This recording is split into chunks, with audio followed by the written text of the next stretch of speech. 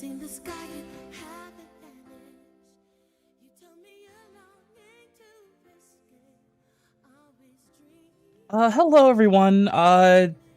Sorry about that. We got held up by something that was completely out of our hands, and it's, we made it back, though. Hello. I hope you're enjoying, I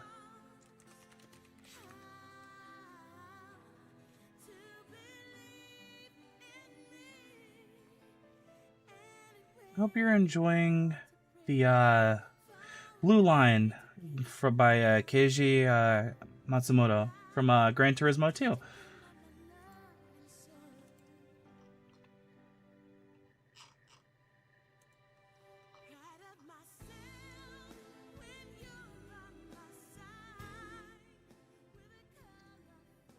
Now, this was supposed to be a lot earlier, obviously, but yeah, no, he hit me with torps. That's what happened. I kind of fell apart.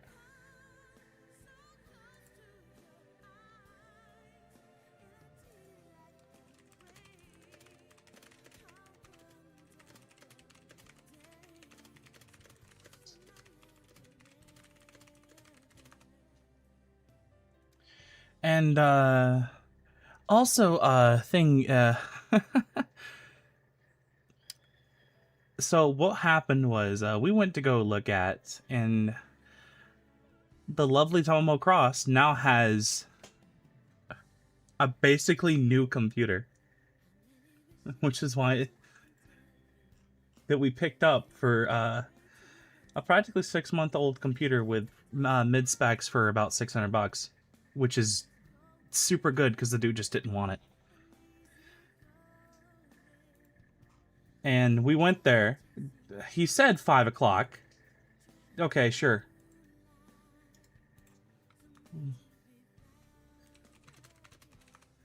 Then he said 6 o'clock.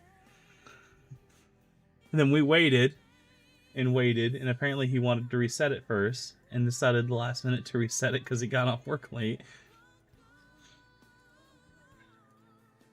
Then took forever, and then we had to drive back home. So that's what took us. Yeah, I do apologize completely. But tonight I've got a good one for you guys. I really hope you enjoy it, and I am excited to do this because there's a couple of stories I'm itching to read, and there's a few that a friend of mine, the lovely Emmy is silly in chat, my adopted daughter, wrote for me to read on stream, and this was part of our incentives. Actually, this was a set of things that we were going to do from the support plan, which was the Donathon earlier this year.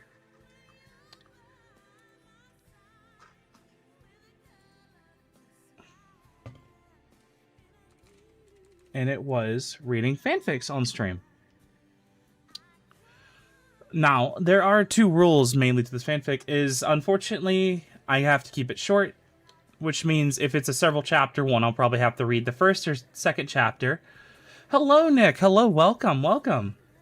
Good to see you, brother.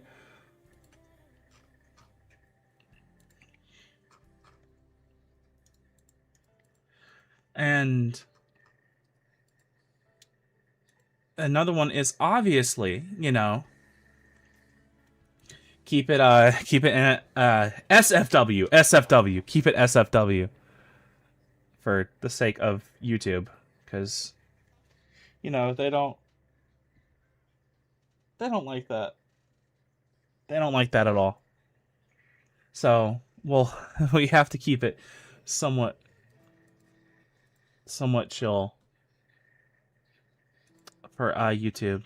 Keep it Santa Fe woke, yeah. Yeah, PG at the worst. PG at the worst, PG-13 at the very worst.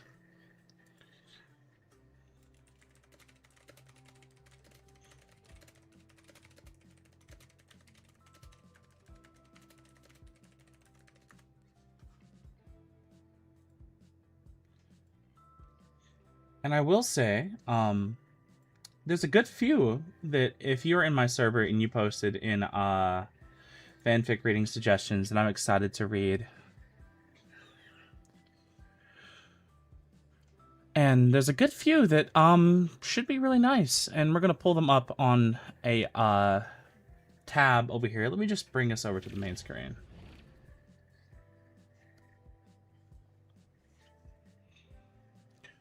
Now, I may do an NSFW version reading in the Discord server, but that's to be determined. I'm just glad to be here and get this started. But first, I really, really have been itching to read. I've been really, really itching to read this one story that Emiliana wrote.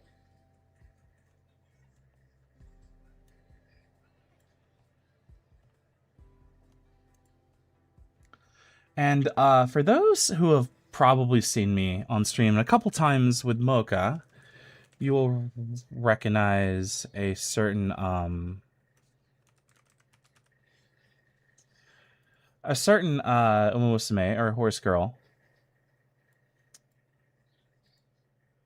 that's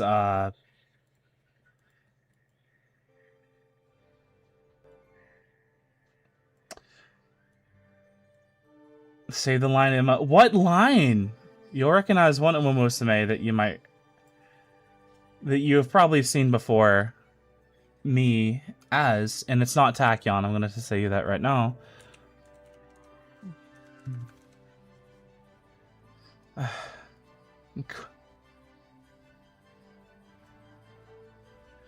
it is the one, the only, of course. Alright, I have to join a fucking voice call. Fuck. I fucking forgot.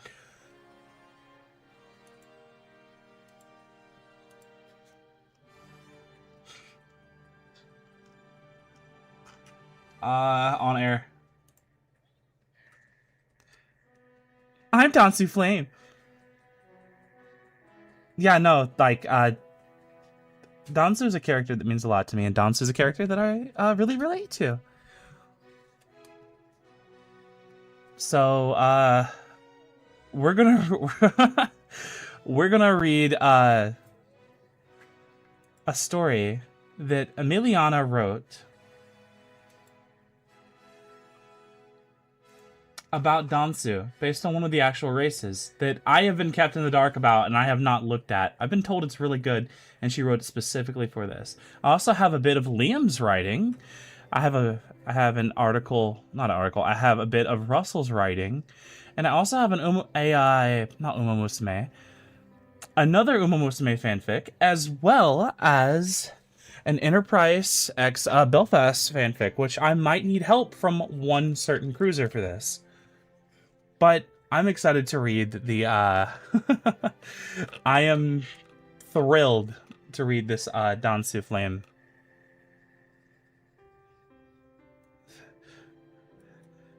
It's $15 if you make a stinky joke and you aren't Liam. I'm putting that rule down right now.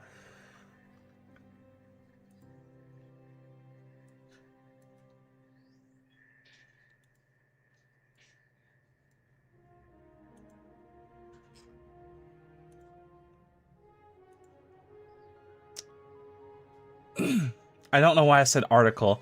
Shut up. Leave me alone.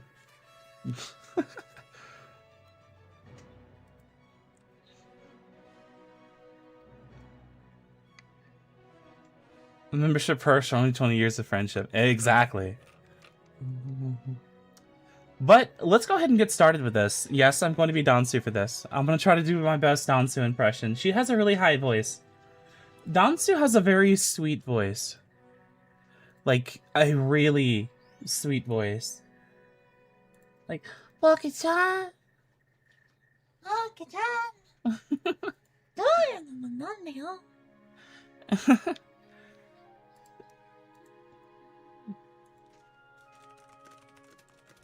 So, without a doubt, the 2002 Takarazuka Kinen. Let me make sure I share the right one. I mean, it doesn't make a difference. The other one's just showing the, I've been told I might cry, so I better I better lock in.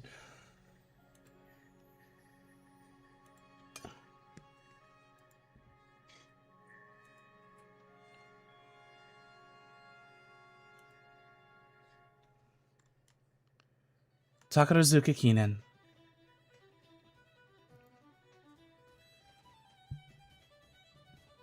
G1.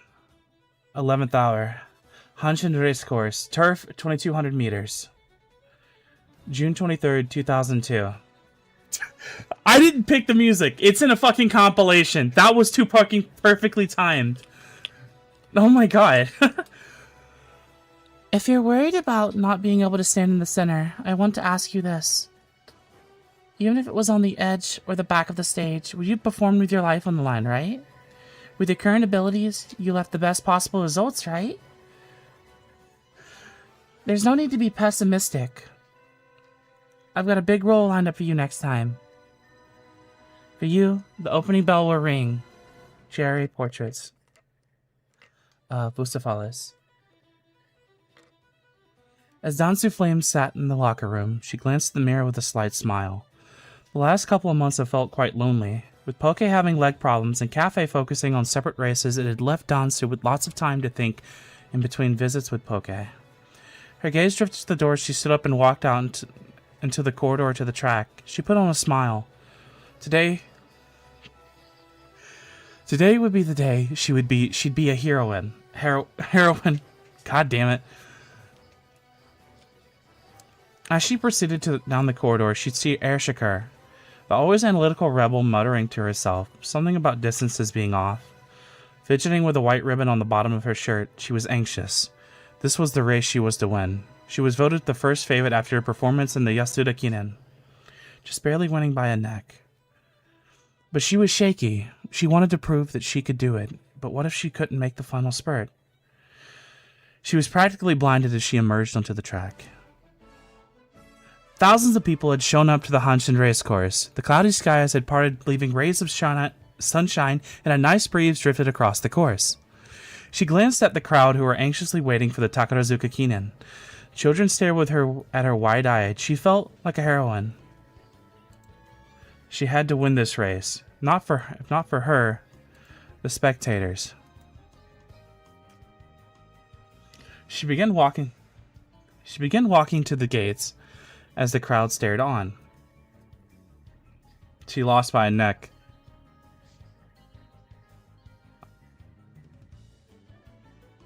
Barely. As the runners reached the gate, it began. The fanfare opened up. Clapping and beat with the instruments began. It only strengthened Dansu's will to win, to prove herself. The fanfare concluded, and the audience began to clap en masse. Dansu was the first in her gate, with Shakur following close behind. With 12 opposing racers, it'd be quite a lot of competition, but she can do this. And with a flourish of the red flag, the gates flew open. Time slowing down momentarily as she glanced left and right. Equal start except for Longhengren, who had begun to push forward. Aiming to match her pace whilst conserving energy, Dansu kicks off and tries to fall close behind Longhengren. I don't know why I'm struggling to read that. Ershikar, noticing the push, follows alongside, neck and neck. Longhengren. I keep reading. I'm sorry. I'm a dumb American. And continuing her long strides, continues to stick to the front as the first corner approaches. Tokai Point pulls ahead of Shakur, and Dansu pulls into the second behind Lohengren. The second corner behind Lohengren. Tokai Point continues trying to reach the front position, but Lohengren isn't slowing down into the final straight as the runners continue to push forward. The pack has to go wide to make up for the distance Longhengren had set with her front running. Ershikar began to push forward as Dansu had fallen behind. As Dansu ran, one thought came to her mind. Even though there's a lot of amazing Uma Musume, I'll be the star of the show one day. I mean, it'll be nice if that happens. And with a surge of power, she kicked off on the outside of the pack, running as fast as she could with as much power as she could. Tsumaru Boy answers with her own spurt, driving to outrun the rest and win. Dansu gave it her all, pushing and pushing neck and neck with Tsurumaru. And the seconds began to feel like minutes. Dansu's heart and mind raced, but after recollecting her thoughts, she pushed as hard as she could, and with a gasp, she crossed. She had done it. By one length, she won. As she threw up her fist towards the crowd in celebration, a collective 100,000 people began to roar for her. Roar for her. Not someone else. She had done it. She had won her first ever G1. God damn it! No! No! No, I don't want to cry! I don't want to cry! Music's not helping. Fuck! It's making me laugh more than anything. The music is, but she's crying. I didn't want to cry. I just started.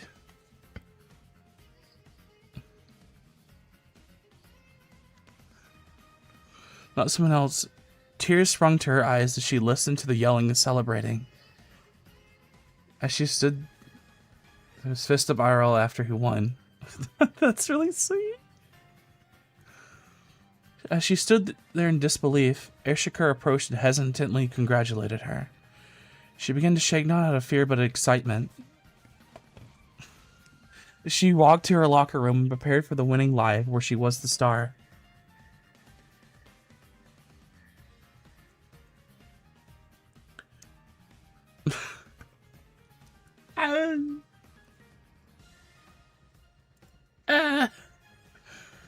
I was not...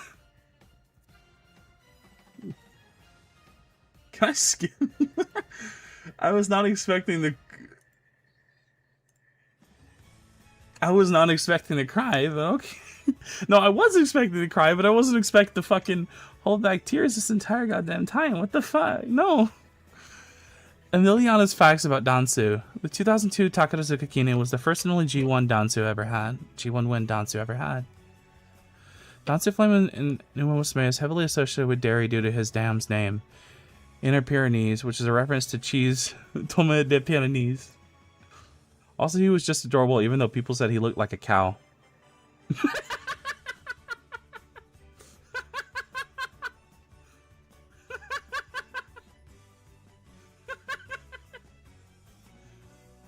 Look at him.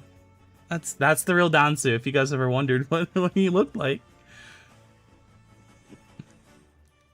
He does kind of look like a cow.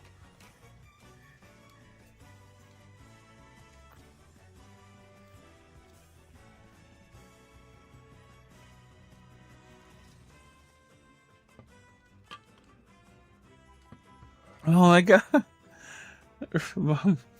Horse of absolute judgment.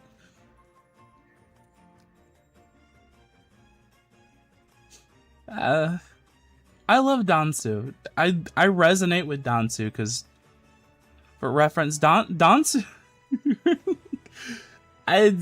Look. I was expecting to cry, but I want you to realize that this right here almost set me off immediately, like in a cry. I wasn't expecting that. This right here did.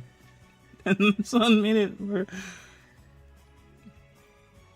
And then this.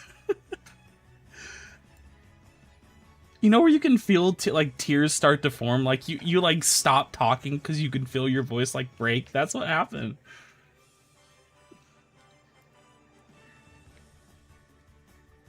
Oh shit, I realize I'm forgetting something. I will be right back, chat.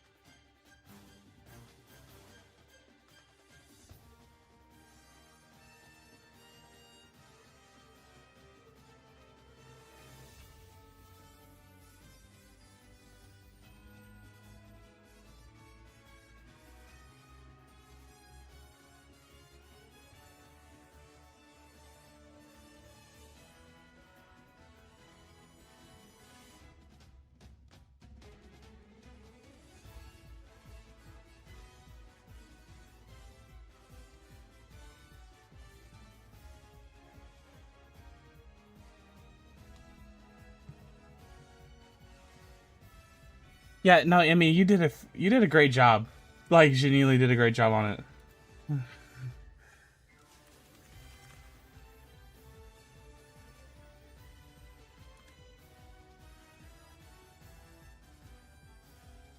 For Dansu was a character that was tailor-made for me. I think the best words would be for that.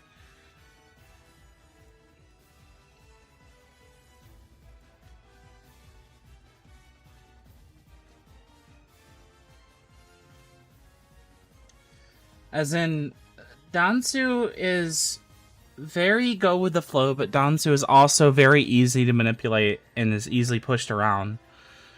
And Dansu, while she wants to support her friends, she also wants to be in the spotlight with her friends.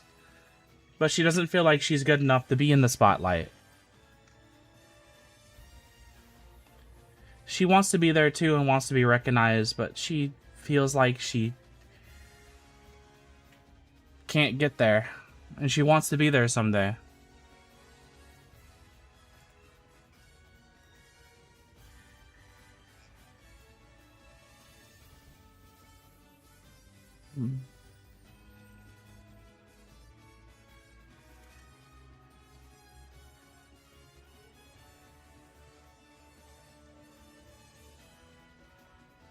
That, like, can we be real? Hold on.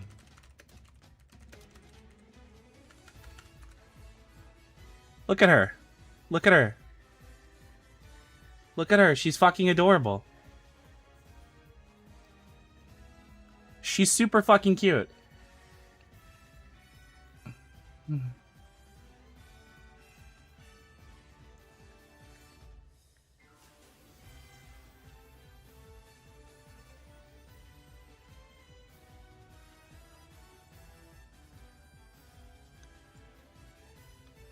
It's 10 out of fucking 10, Emmy. I'm... You know what?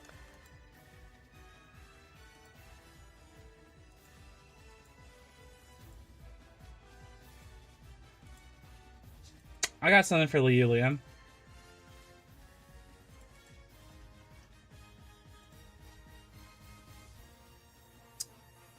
If anything, let's dive into... By the way, Emmy, am I allowed to post your stream?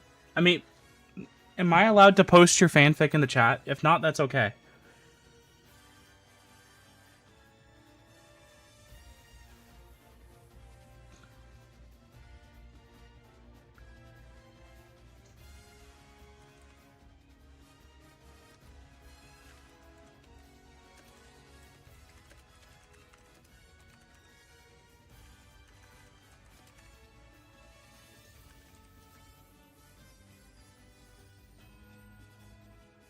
We're gonna dive into Liam's several chapter fanfic. We're only gonna read one chapter, one or two chapters of it.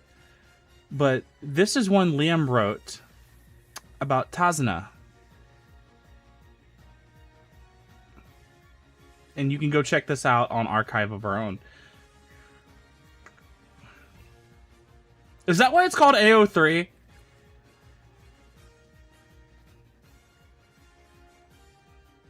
I just put two and two together. That's why it's called AO3. Because you've got A, and then 1, 2, 3. What?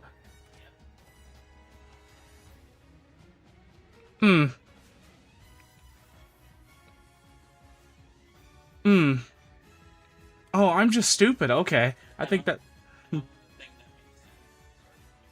Oh my god, why do you make fun of... Why do you mimic me? Why do you bully me? Why you bully me?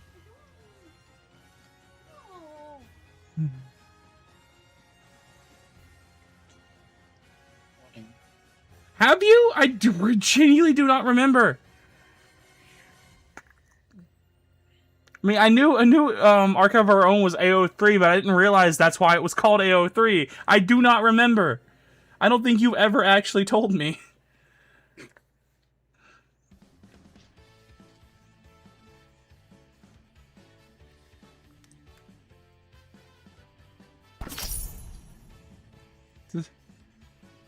Thank you, Leah. Oh no, she got her. Oh no, she got him.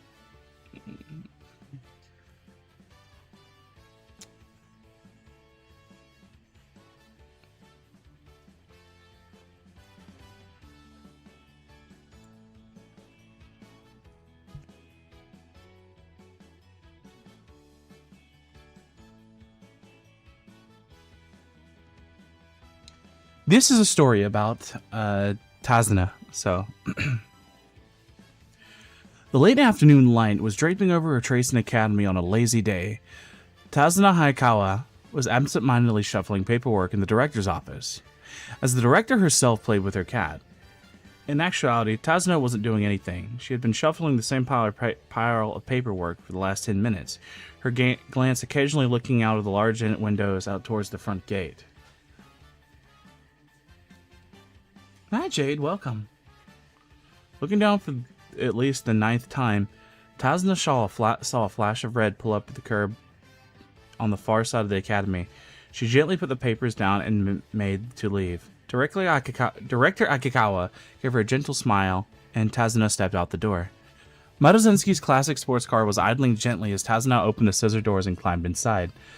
Maruzenski, an umusume of many words, only shot Tazna a happy smile as she closed the door and buckled in.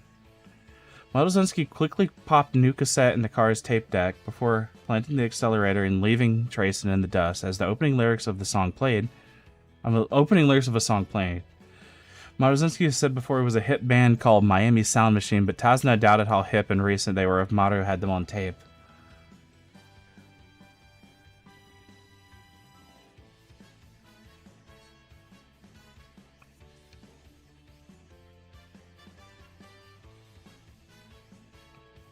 It was the second Sunday of the month, the day Maruzenski and Tazna went out for a drive, although nobody except the director knew where. At first, Tazna had tried to be sneaky about it, but after a while, various students caught on, but Maruzenski's closest to Tracing Academy, Tracing's secretary seemed to quell any suspicion. Except for Agnes Digital. Maruzenski stretched her arms as her and Tazna walked into the small mountainside clearing at the foot of Mount Takao. Tazna followed suit, dropping the 2 duffel bags she had carried up from the access parking lot. Maruzenski shot her a playful wink, just like always, and gestured to the nearby tree line. Tazna grabbed one of the duffels and walked off with a little more than a spring in her step. Hey, welcome, Dominic. Bonjour. Yeah, I'm sorry. Chat again. I'm terribly sorry that this whole stream was late.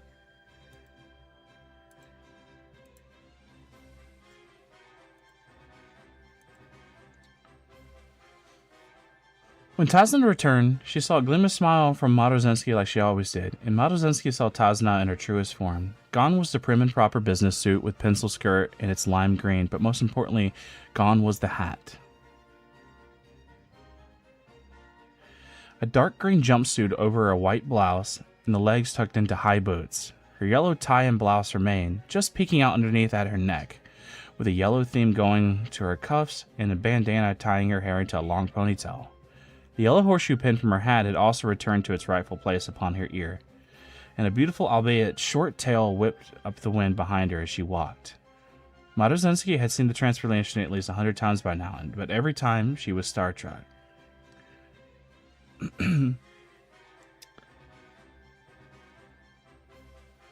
Sus. I'm alright. Ready to do some laps? Ready to do some laps, Tokino-san? She purred teasingly. Tazna pouted before still being preferred to be called by her new name. But when Maruzenski, she knew she could let it slide, at least during these sessions. Yes, I feel so restless.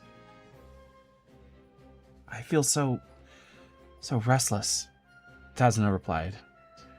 Maruzenski nodded. I'll go change. Why don't you do some warm-ups? This was all Tazna needed to hear, and she started off around the makeshift track. It wasn't much of a track, really it was an oddly shaped oval in a large field surrounded by trees. In fact, it had probably just been a field until some umusume of old had started running laps here, leaving a perfect dirt oval for running. This was the secret of the sun. This was the secret of the second Sunday drives. Tazuna and Maruzenski would come to this place where it was just them, so Tazuna could shed her disguise and run, as all Musume should in need. As the wind rushed through her hair, Tazuna felt alive, her heart pumping faster and legs in perfect sync, as if she never stopped competing.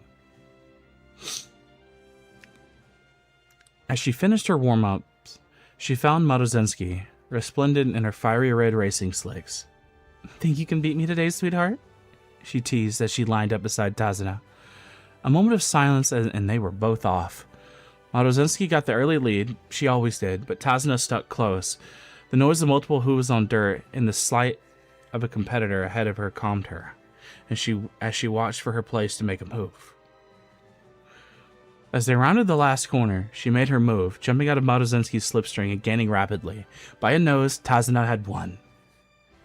That's my Tazuna," Maruzenski cheered as the two slowed to a stop. In truth, in years past, Tazuna could have opened up a much larger gap, but these days she could only ever manage just to best Maruzenski. No small feat, of course, and every time it made her smile. But deep down, she missed the power she used to have.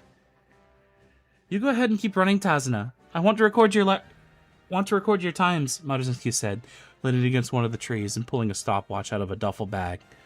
Tazuna nodded with a big smile and set off for another flying lap.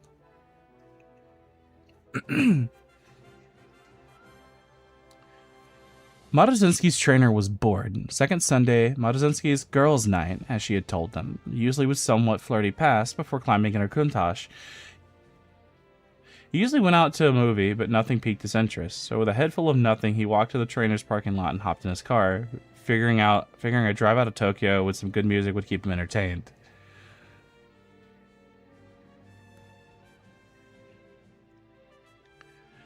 As the...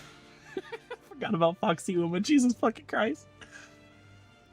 As the sun started setting, he found himself pulling into a dirt parking lot. His little drive had turned into an hour-long endeavor, and he had been about to turn around when he saw it. Uma, a Jesus? No. What does that mean?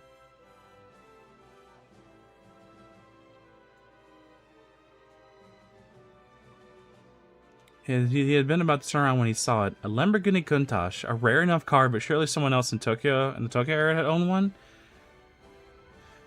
As he parked next to it, there was no denying it was Maruzenski's. There might have been a few other Countaches in Tokyo, but only one had a plate that said Tan-Tan. 1010. And had a sticker under the Lamborghini badge that said Foxy Uma.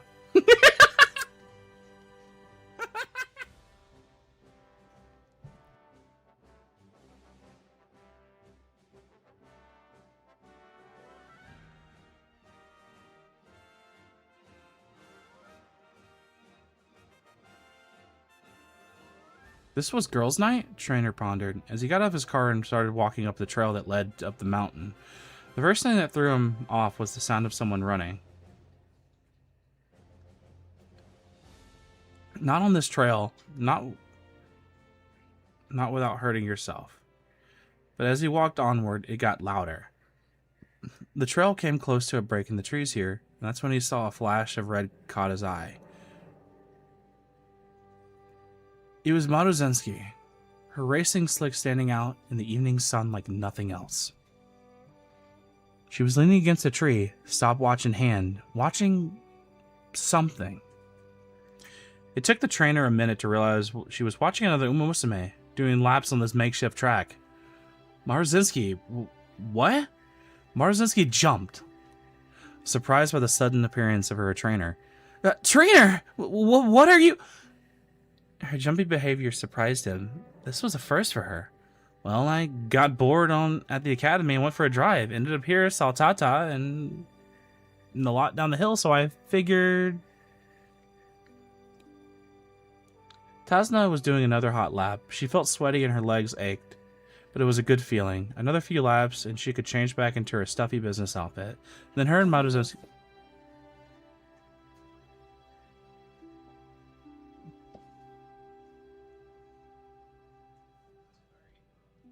If you heard that on the mic, Nair farted. Loud.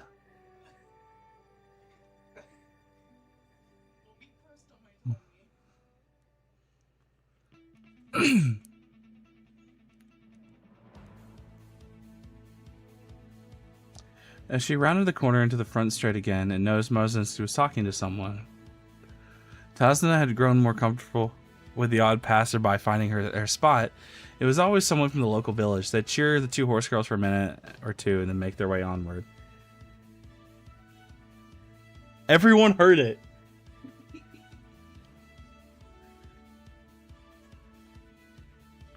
But as Tasna got closer, she felt her blood run cold. Madozinski was talking to her trainer.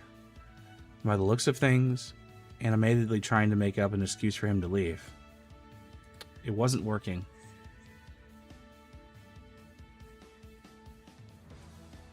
I need something fucking else for this. Like, holy... I need something else for this.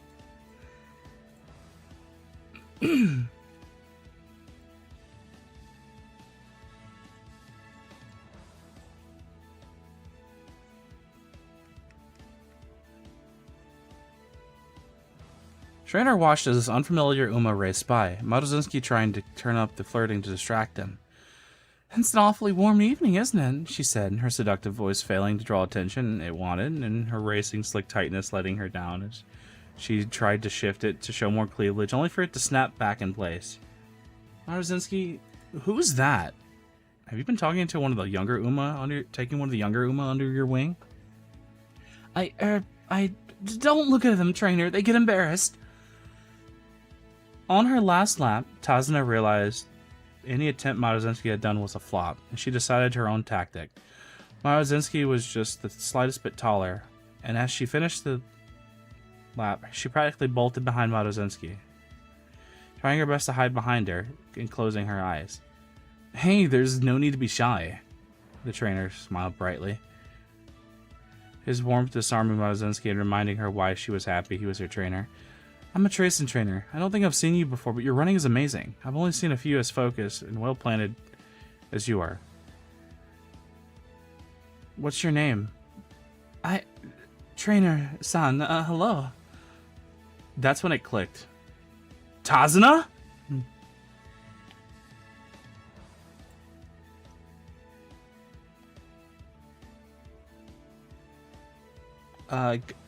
Give me 1 second, chat.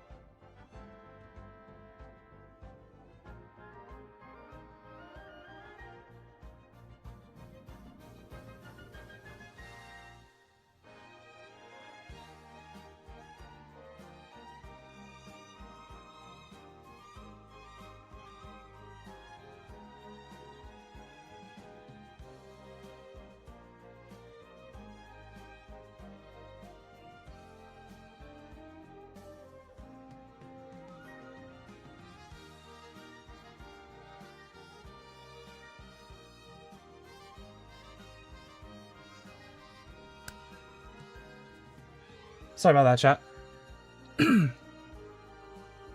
Tazna returned from the tree line, and she changed back out of her racing slick, but the face of embarrassment remained.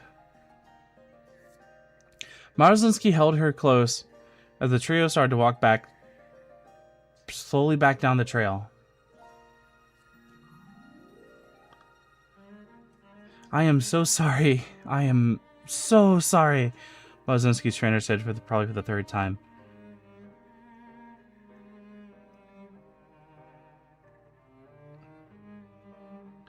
Marzinski's trainer said for the third time. You stop worrying, Marzinski said in her calmest, motherly voice. I should be somewhat thankful you saw Tata in such an isolated place, and you were checking for my well-being. You truly are a good person, trainer-san, Tazna chimed in quietly. Tell you what, cuties, Marzinski began. I know a hip place that's a bit quiet where we can all talk about this, okay? Trainer and Tazna somehow doubted it was as hip as Mario said. It wasn't. It's been a while since I've read the first chapter. Like, I've been keeping up with Liam's story, but I don't know what that got me.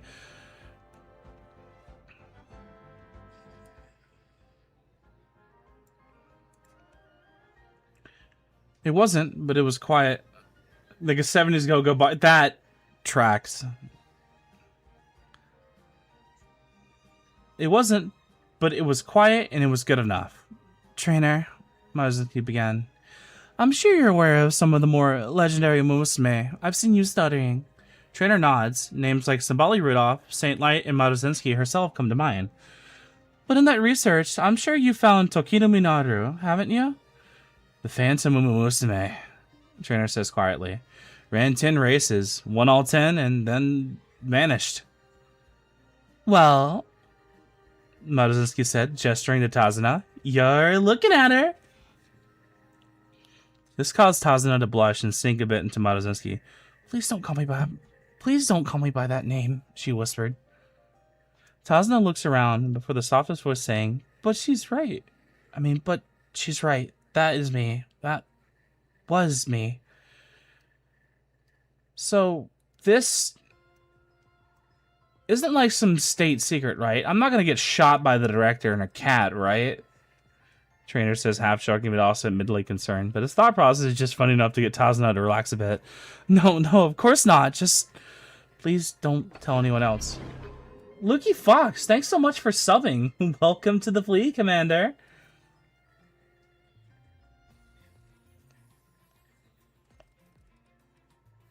The only ones who know are Marzinski and the director. I don't want anyone else to know. You forgot about Rudolph. She knows. Tazna pouts. She caught me off guard.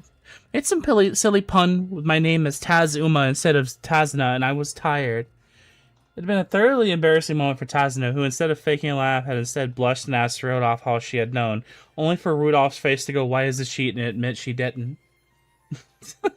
I don't know, I just like the image of the thought of Rudolph seeing this happen and she just like drop, like her face just goes pale.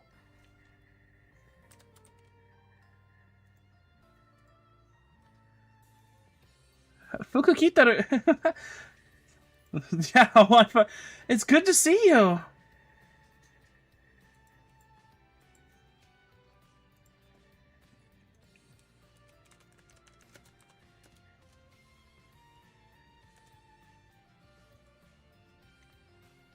I just realized I forgot to post this on fucking Blue Sky.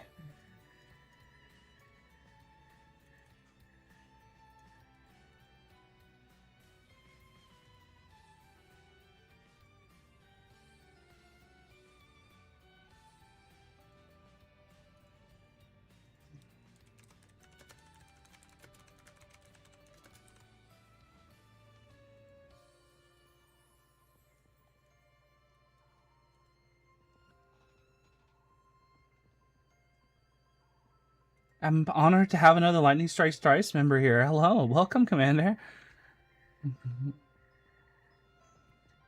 Let me change back into my normal form to help.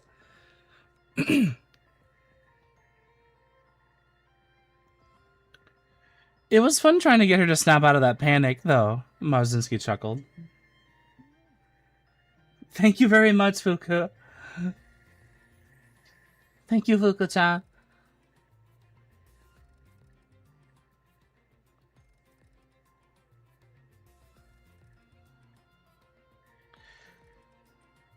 Can I trust you to maintain my secret, trainer? Tazuna asked, her eyes slightly pleading. He was about to open his mouth, but when Maruzinski spoke for him, you can trust him. He was a sweetheart. Nah, that was just me, like, hitting the, Uma disguise button. What do you think part-time Uma means when it comes to, Sunday?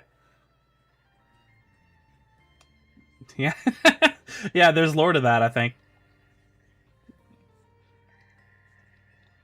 This time, Trainer was the one blushing.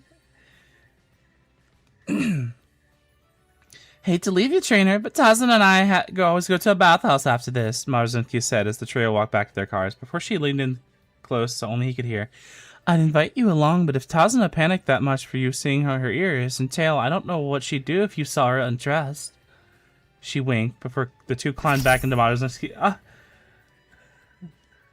Oh, thank you, Zap! I just pulled into port and there's a buoy on fire. There's a buoy on fire. There's a buoy on fire. Someone should put that out. I'm not a fire... I mean, I have some fire hoses on board. That might work. Oh, no, that's jet fuel. Yeah, no, I can't use that. That's one of the jet from the jet tanks.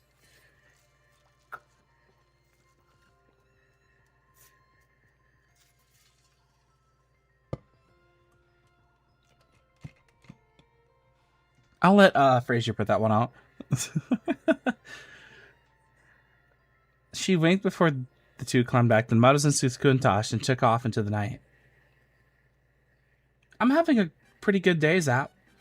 Trainer had a lot to think about and a lot to research, and he headed back to the academy.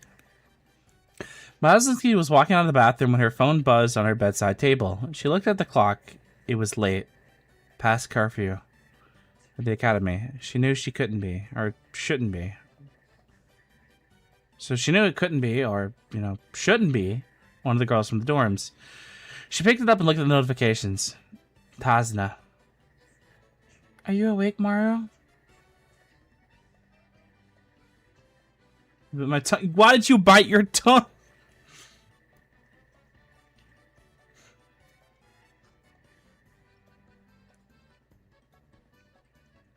While hesitating, she typed out a quick reply. It was rare for Tazna to refer to her so casually. Maruzinski sighed and ran a hand through her hair. She only did when... Yes, I'm awake. Is something wrong? Yeah. Wait. Let me change the fucking music. Because this does not fit the... Stop. This genuinely does not fit this scene. This genuinely does not fit this fucking scene. Oh my god. Give me a second. I need to...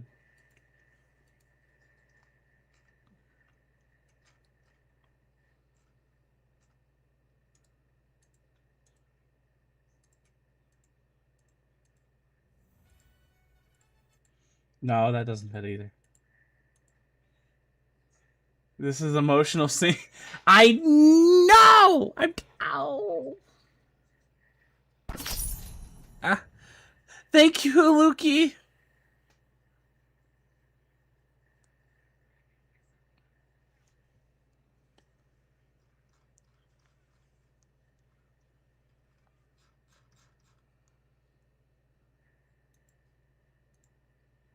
Music on repeat. That'd actually be perfect. Now that I think about it.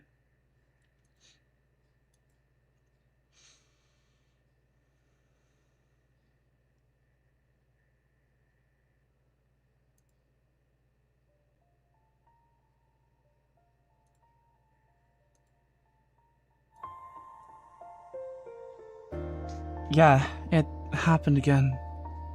It took less than a second for Maruzinski to process the text. She quickly put on the nearest pair of jeans and shoes, grabbed her car's keys, and made it for the door.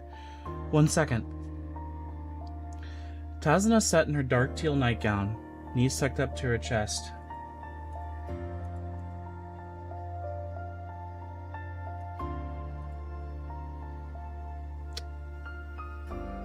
The only light in the living room was a pair of candles she had lit that were supposed to help with stress. The knock on the door startled her, but she already knew who it was as she made her way there. Open it to be near enough pounced by Maruzinski. A text would have been fine. I'm okay. Tazna lied. Maruzinski's warmth had instantly kicked a much-needed calm through her body. You're 10 miles away, Tazna. 9 if I run, 6 if I drive like a lunatic. Tazna looked at her, raising an eyebrow. I follow the speed limit. I always do.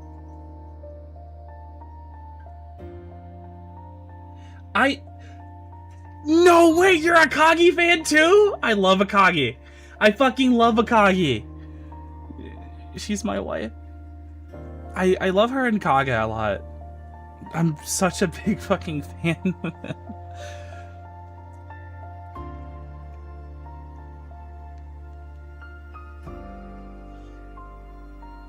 I don't want that to loop. I want...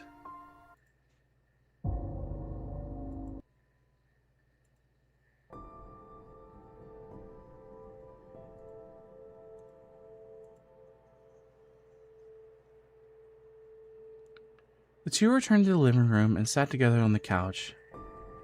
Tazna leaned against Maruzinski's shoulder, letting herself continue to calm down. Maruzinski sat in silence, an arm wrapped gently around Tazna's shoulder. Same nightmare? Maruzinski asked, after Tazna had sufficiently calmed down. She nodded. Yeah, the panic attack, fell out of bed. Texted you. Tazna trailed off, feeling Maruzinski pull her tighter against her. I wish I could help more, sweetie, she said. This wasn't triggered because of the trainer finding out about... No, that's not it. Tazna replied quickly. You know, these just happen sometimes. 1 second it's me winning the derby again, the cheers, the feeling of just winning. Maruzinski nodded. It usually stops there, but, like, tonight. A training session. Maruzinski finishes, giving Tazna another tight hug. I'd hate to ask to be a bother, but... Yes, I'll say the night, sweetie. Come on. You look exhausted. Maruzinski helped Tazna back into her bedroom, reassuring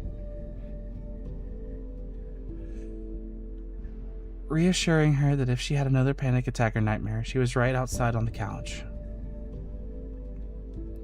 Tazna was admittedly exhausted, and she drifted to sleep fairly quickly. A dream did return to her, but it was a pleasant one. Her and Maruzinski running the beautiful fall colors, her trainer cheering him on. As much as I'd love to read more, we do have a lot more stories to get to, and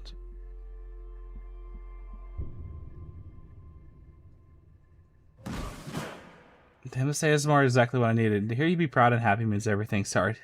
Thank you, Kenny. Also, holy shit, I can't believe it's been 9 months.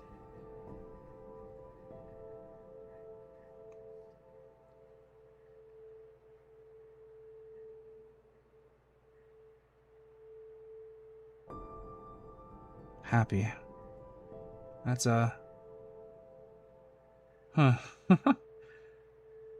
That's something I haven't thought about in a long time.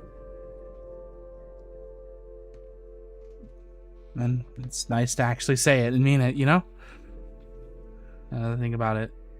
Also, I want you guys to go... Oh, what do you mean by that? What is coming next? What do you mean by that? I want you guys to go check out Liam's writing. Racing in the Shadows.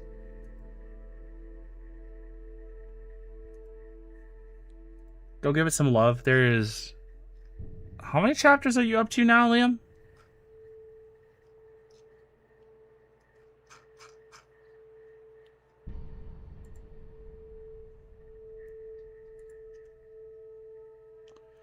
Ten. You're already at 10 chapters, and you guys need to go give this a read. It's seriously really good.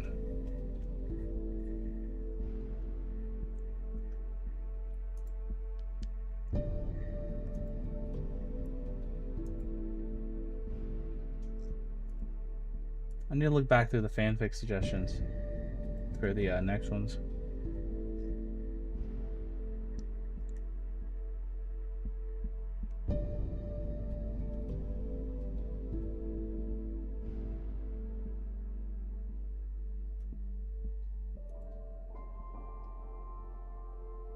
Why can't you donate? I don't know. Everything's on. Like, it should be able to. That's weird.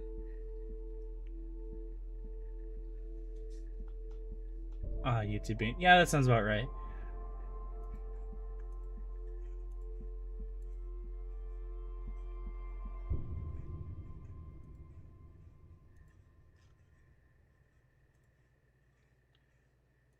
To mix it up a little bit. Holy shit!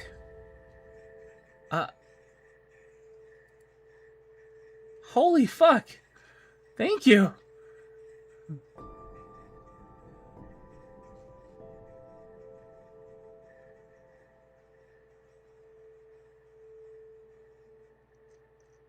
Thank you, Kenny. Oh my god.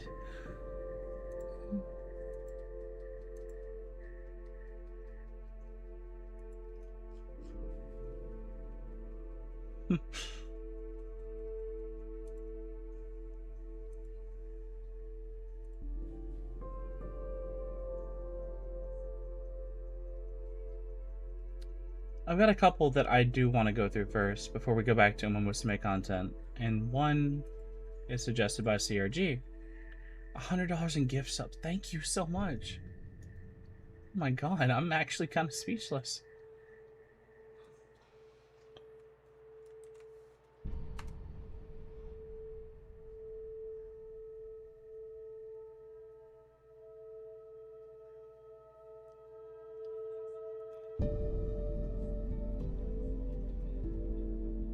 This is going to be interesting. It's a Smash Brothers one. Ooh. I'm actually really interested to read this.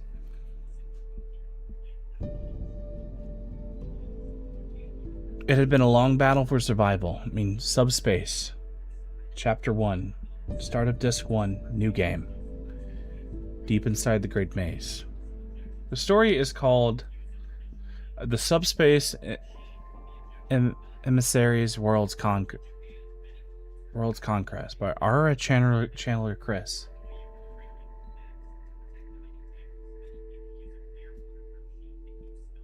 I can't dab with this, unfortunately.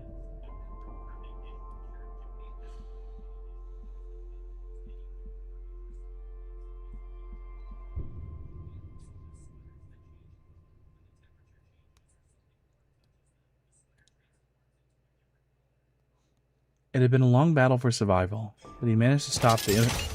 Oh my god, Conky! Holy shit! Thank you, God. Oh my god. Oh my god.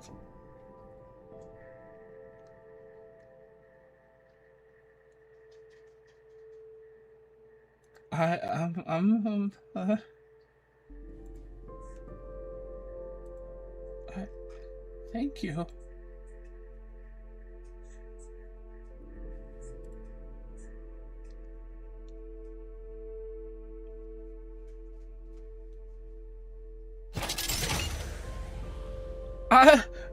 Oh, hold on. Oh, whoa. Oh my god. Thank you.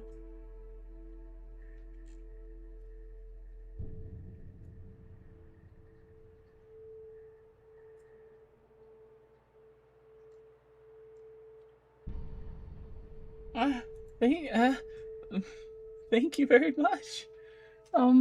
That actually does help a lot. I'm gonna cry, yo. I'm actually gonna cry. Thank you. I appreciate it, but please reconsider. I'm just a silly little ship on the internet. Just a silly little ship.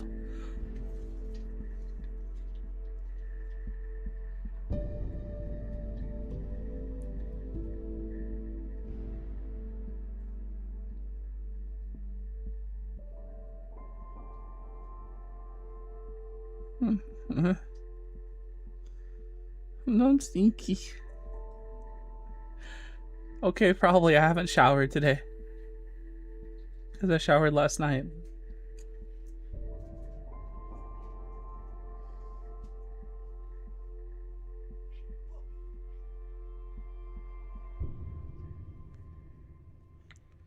Thank you so much.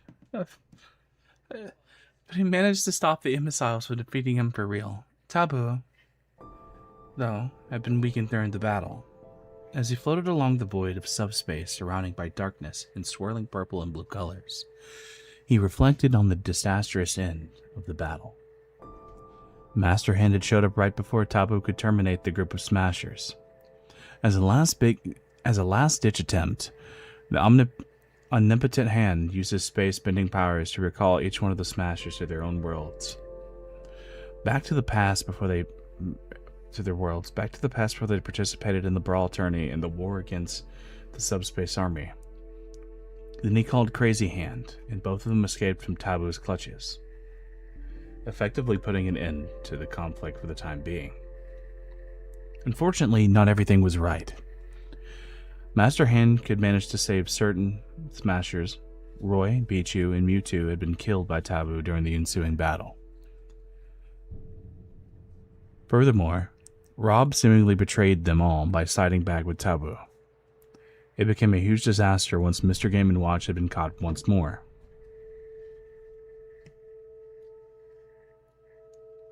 There was more. An unlucky smasher was captured as well as in his trophified state. Master Hand didn't manage to save that one smasher, much to his chagrin. Taboo kept him as a prize, but he would use his unrequited help soon. Very soon. Sorry. Taboo grunted. It felt like an empty victory against the Smash Force, but he could at least relax and recover his power as he pondered about what to do. A figure rolled into view over the cracked black floor of the purple outlines. It was Rob, or rather, the ancient minister wearing his clothes. The robot was alone with the biggest threat the universe faced, but there was a complete and absolute trust between the two of them. The ancient minister looked up at his boss. Lord Taboo, he began. What is your next course of action? Taboo remained silent for a few minutes until he spoke. My next course of action is to mobilize the army beyond this realm, he said. We managed to seize the land below, even though I was weakened in this big battle. The minister looked down. It is going to take you a lot of time before your powers are back, right? He said. Sadly, that is the case, Taboo said, nodding, his body glitching a bit. But until then, no one can reach us. It is dangerous for anybody to enter this place knowing that I rule it. I will muster up my power to create an ideal place for our base of operations. You, however, will be in charge of the outside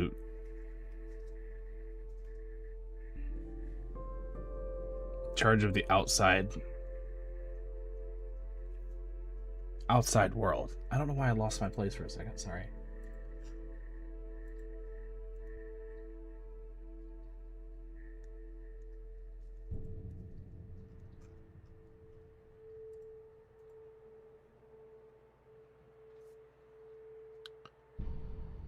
The minister looked up and nodded. Yes, I will greatly reassume control over the facility, he said. Just give the word and we shall move out. I had my eyes on the other worlds, Taboo said. The worlds that those accursed smashers come from. I wish to conquer them all before they have even a chance to reunite, assemble their force, he explained. Once we have gathered enough worlds, we shall move on and conquer the biggest one there is. What?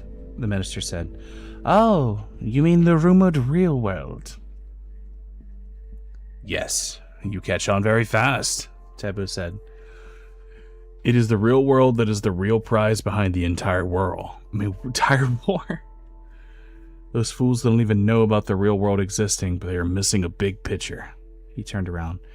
Ancient Minister, begin preparations to invade one of their worlds.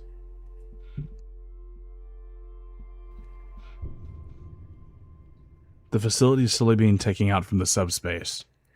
I want a subspace bomb to be deployed in Nessa's world. The minister nodded and turned around, moving away from his boss. It shall be done, he said, as he vanished into the darkness. And so begins my long struggle to work with this person once more, the ancient minister thought to himself. This isn't a real time to rebel again. I need to find the right time. This is going to be really good. I'm excited. The Gathering saga begins. Real world. Chris's room. Living room.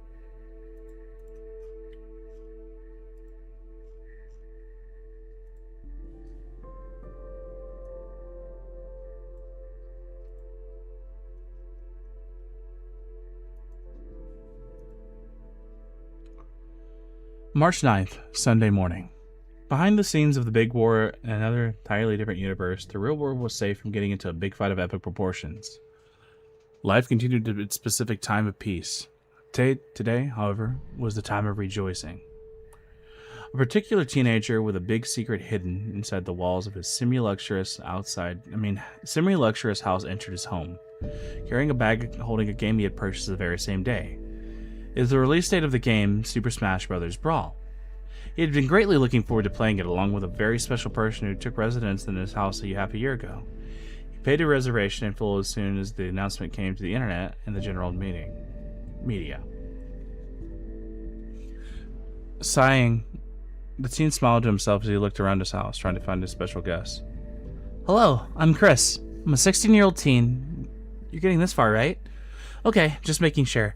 I'm a 16-year-old, I have short black hair, and you could say I look Hispanic due to the color of my skin. Truth is, I am I'm not gonna question it. I don't know, just a strange line. Truth is, I am Hispanic, but yet I live in the U.S., specifically Los Angeles, California, in a house where I rule by my lonesome due to some rather unfortunate decisions I've made in the past. Well, not exactly alone. I have someone special here who has taken me out of my horrible curse of solitude. Someone's really, really special because he's not a person you'd expect around here. The city. Here around the city. Or for that matter, the entire world itself. Let's talk about me before I decide to hog that person, okay? First, let me tell you this. I'm an honor high school student who manages to keep a balanced life while studying and playing video games. I'm a huge video game fanatic, but I look beyond video games. By that, I mean that I care about the love and effort put into every single game I've ever bought. I enjoy the story and the characters besides the gameplay. In fact, I learned so much about the values shown in some games that inspire me to find something good in real life. As you can tell, I'm a high school student with an everlasting dream to discover what I'm good at. And that's basically it about me. I'm an ordinary high school student, living in a pretty peculiar life due to a person I mentioned to you. The teenager couldn't find the person in his house. Looking around, Chris shouted, Lucario! I'm home! On the second floor of his house, a figure entered through the terrace's entrance. His black feet touched the white tiles on the floor. A deep, gruff voice then said,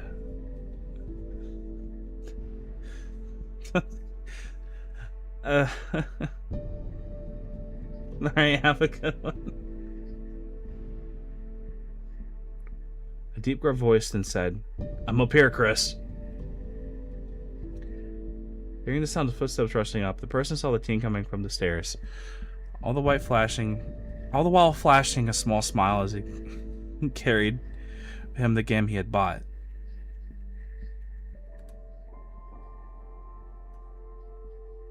As if the situation had taken place half a year ago. Chris had been screamed at the sight of a Lucario in his house. Alas, this was not the case anymore. The special person I mentioned is Lucario. This is an interesting story.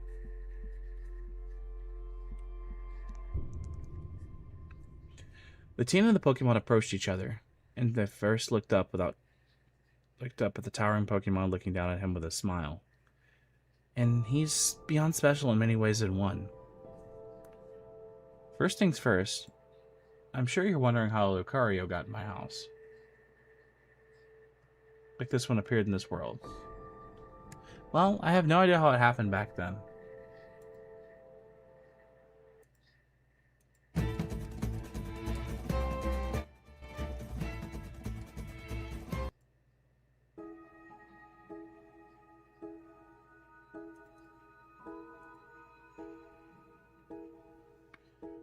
But at the start of the summer vacations during a rainy night, a lightning bolt struck my DS down, and from it, Lucario's Pokeball came out, and it accidentally opened up and he appeared. Sprawled over the floor because he had a fever. When I saw him the first time, I was at a complete loss for words. I'd feared that he would rip me apart. Luckily, doing the right decisions made me become acquainted with him. It was a long struggle for me to get him to like me. He was a very oblivious Pokemon who knew almost nothing about life. Fortunately, this Lucario can use telepathy to talk, but he can actually speak with his mouth just fine. It doesn't mean he knows how to read, though. During many days in the past, I took it upon myself to look at him by teaching Lucario how to live life when he tried to find a way back to his home. We have lots of fun moments together. I vividly remember his first shower, his first steak, but still, he longed for his dream to unite with his real trainer.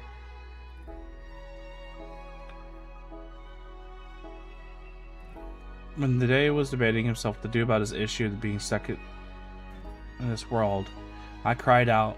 After a while, he turned around and he also cried. Without warning. He embraced me and yelled out, "I don't want to leave you like this. You're my real trainer." Ever since that first fateful day, my solitary life changed forever for the better.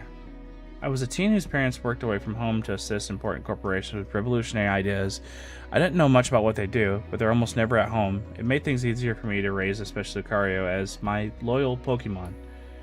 You see, this Lucario is not normal. He is 6'7" tall Lucario. I'm just 5'5".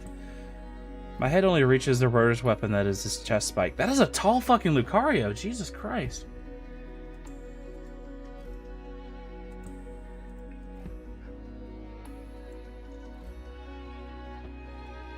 Why is he so tall?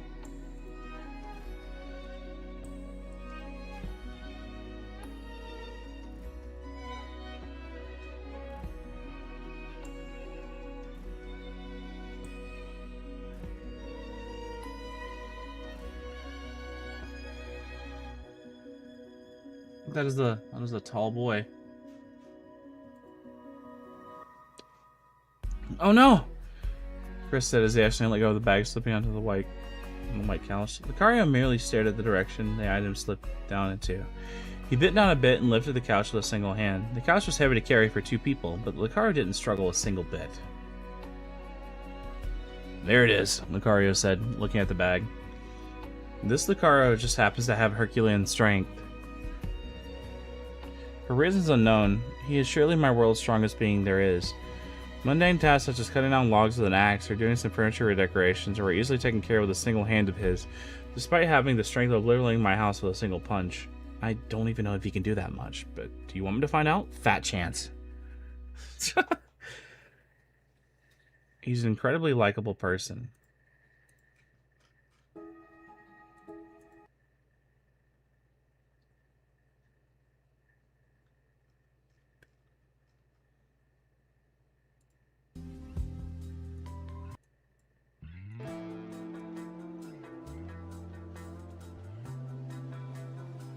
He doesn't just have the strength of 1,000 men. He's got a tough body of steel under a coat of fluffy blue and yellow fur. Yes, I said fluffy. Don't you look weird at me.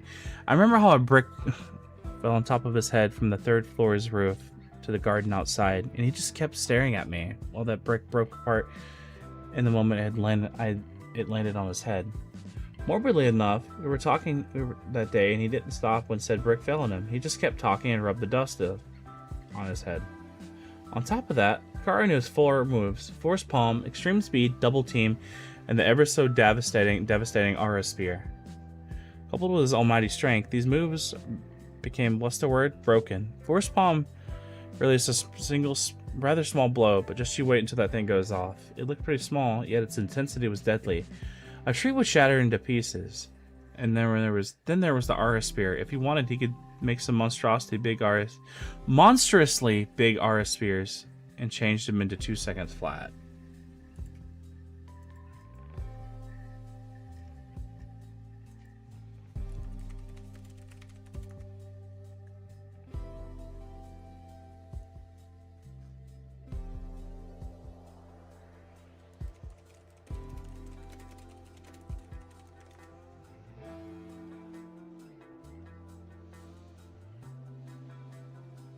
In a world where there were no Pokemon in battles, Lucario had no choice but to enjoy life with me. We never complained, though. We absolutely enjoy every single second of our time together. Did I mention he was a gamer? I taught him how to be one, and today we were going to waste away our time playing Brawl. That's about it.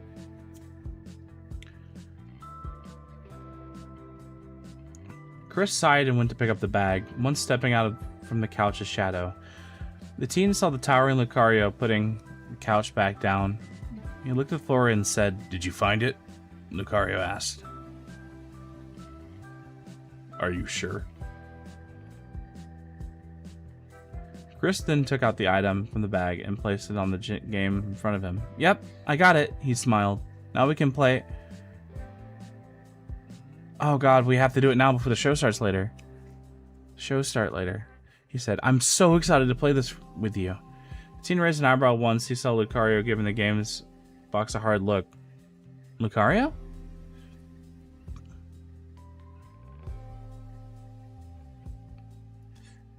He said, "Lucario, what's wrong? You're glaring at the box."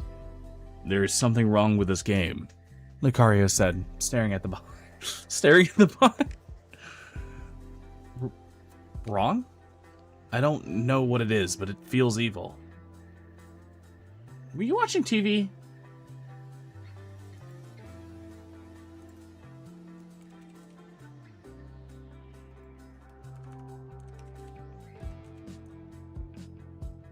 Were you watching TV the whole night again, during the whole night again? I told you not to do that. No. Lucario blushed, shaking his head. "But Chris..."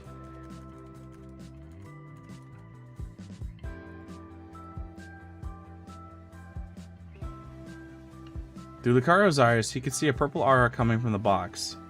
Out from the very box. This Lucario was the master of auras. Unlike the normal Lucario stated in the descriptions, the Herculean Pokemon easily tracked down auras beyond 100 miles.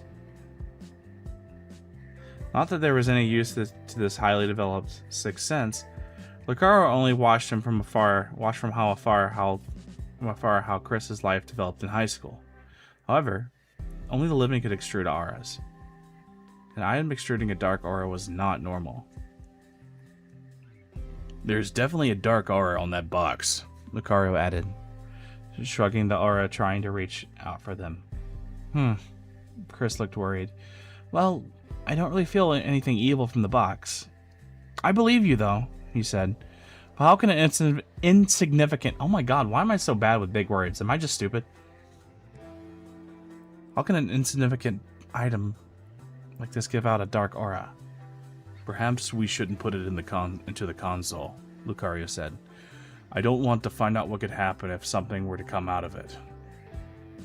Lucario was used to having a supernatural Pokemon accompanying him at all the time. And yeah.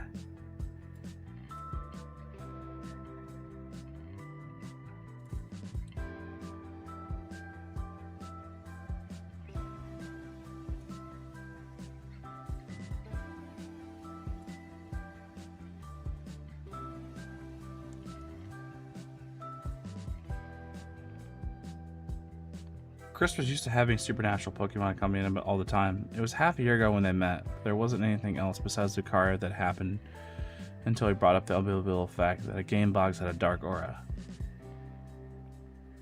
That dark aura is red, right? Chris asked. Yes, Lucario said. I'm trying to pierce through it to find out more about its reason to have such a thing, but I can't find anything. That's impossible, Chris muttered. You're a master of auras, but you can't discern anything from this? Lucario looked down in shame. I'm sorry, he said. Maybe I need to hone my aura skills even more. No, Chris said, making Lucario look at him. You're a master. There just has to be a good reason behind this box giving you an evil aura. You know that. I think we should just go ahead and try this out ourselves, he said. Lucario looked a bit dismayed at the proposal. Maybe you're imagining things. No, I'm not, Lucario said, looking a bit serious. But maybe I'm hallucinating a bit. I mean, this is just a game. Chris forced a smile. Then let's go to my room and boot it up, he said. I'm still looking forward to playing as Lucario. That's kind of cute. That's kind of cute. Lucario grinned a bit. That makes two of us.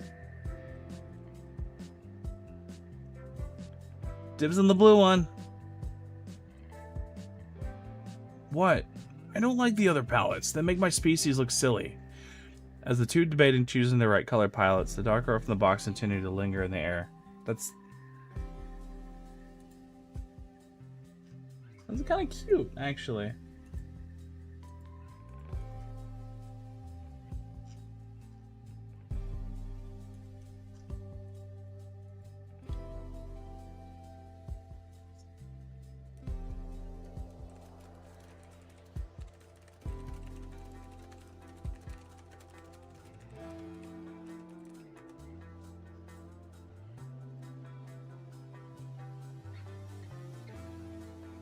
Chris's room. Chris's room on the first floor was very clean.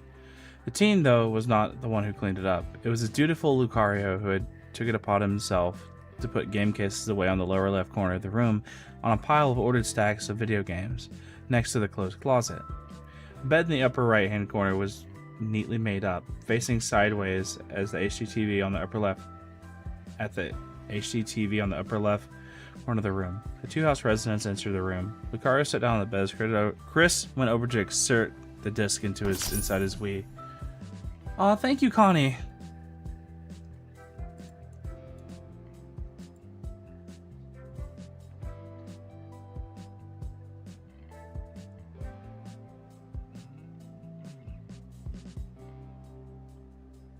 And YouTube's chat is acting weird. Oh, thank you. At least.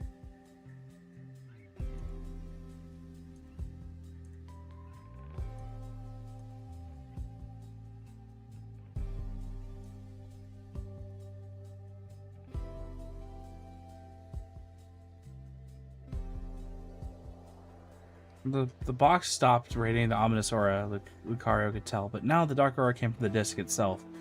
See, nothing seems evil or something, Chris said as he then inserted the disc inside the Wii. The TV came to life with a friendly warning. Grabbing the nearby Wiimote, Chris went to sit next to Lucario. He moved his pointer over the game channel screen. Seriously, nothing is happening. Then he selected the game screen. Irony was on Lucario's side. As soon as Chris wanted to boot the game, the Wii turned off.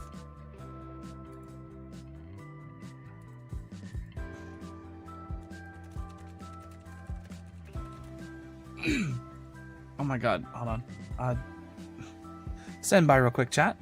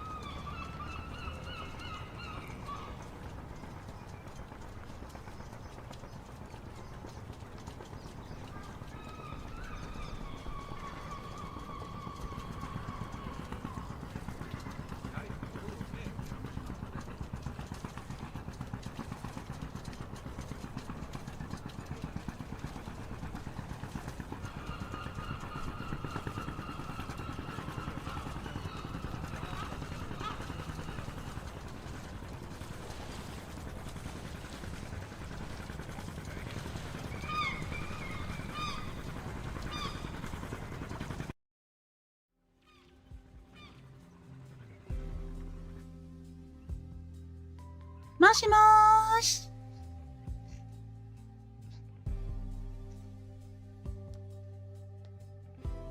Hello. How's everyone doing?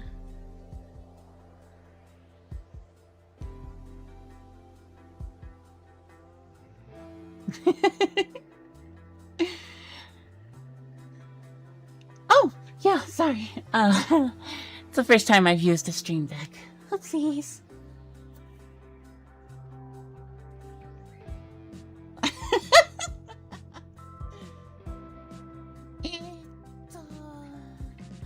Oh, yeah, no, she's okay. She wanted to look at something at this newer computer that we just got. So she's having a look at it right now. So for the time being, I am entertaining for now. Just gonna check in with you guys, see how you guys are doing. Emma is okay. I do want to clarify that. Let's see here. Oh, hello! Hi, CRG. Emma is currently looking through this new computer that we've gotten. One small problem, though, is that we have some issues with some exhaust fans and intake fans for the general airflow of the computer. Supposedly, I think the last person... Hi, Sini! The last person, I think, had the RGB plugged in. I think they had the RGB plugged in, but they didn't have the motors plugged in. That's what it looks like right now. And honestly, if it's anything... I really hope it's like something really simple, but I have a feeling... If anything, it'll be one of two things. One, the person was goofy and didn't have them plugged in, which would be pretty easy to just diagnose, plug them in, be fine. I mean, worst case scenario, we just get new fans, and Emma was already saying, like, there's so many people that are just like, oh, I love when my computer glows, but it blue screens every 5 minutes. It shouldn't be too bad, but yeah, here's to hoping. Should be good. I think everything should be okay. Hi, husband. Hi there. Hello. Yeah, I could do externals. It's a sleeper. Yeah, no, it's a sleeper as in it went right to sleep the moment I played a game for 5 minutes. Because it was doing a lot of like sudden shutting off, and I was trying to look in there. I was trying to look inside the actual computer, and I'm like, why is this happening? And then I was like, well, the fans in the front of the computer are not whirring. The fans in the back aren't whirring at all.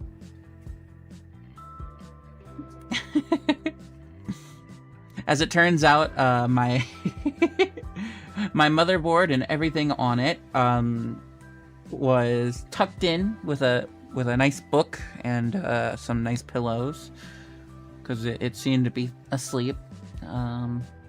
Just fucking like, I'm just like, wake the fuck up! Just shake it awake. But yeah, hopefully you guys are doing. Hopefully you guys are doing good today. It's been a nice day. It's a Friday, which, you know, I never thought I'd actually be thankful for a Friday, because my jobs usually in the past, they never really gave me like the 2 days off on Friday, or like after Friday, like on Saturday, Sunday. They were always on weird days.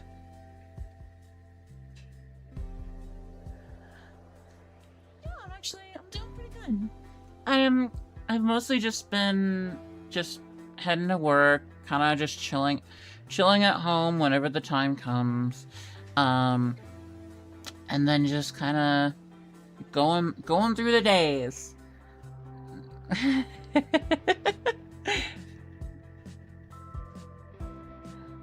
Other than falling under the weather today, I feel you there. Not too long ago, I think I either picked up like a cold or a flu because, my tonsils flared up. I was getting chills all the time.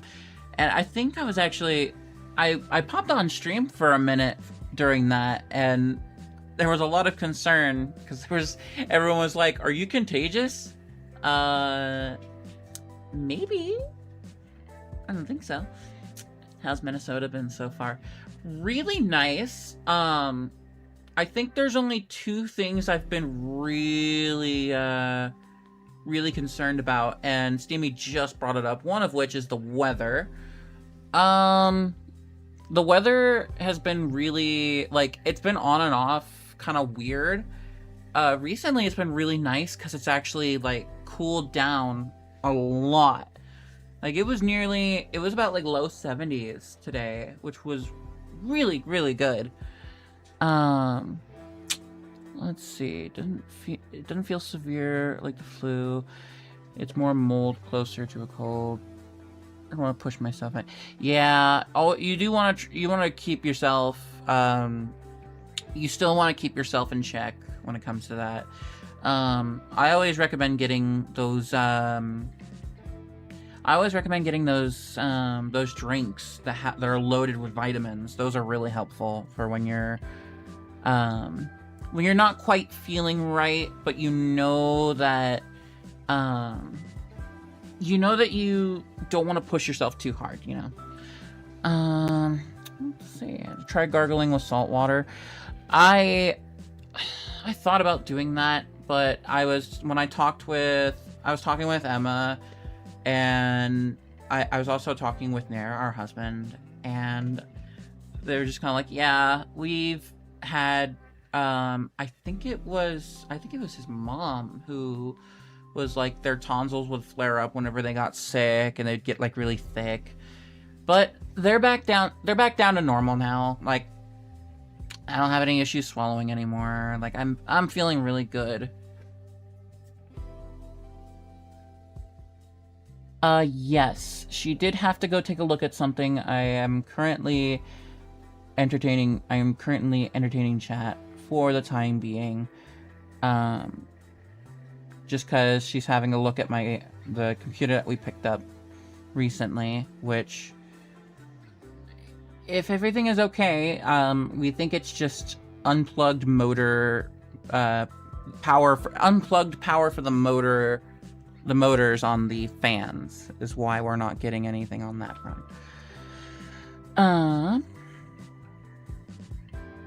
Yeah, I actually really do like talking on here, you know?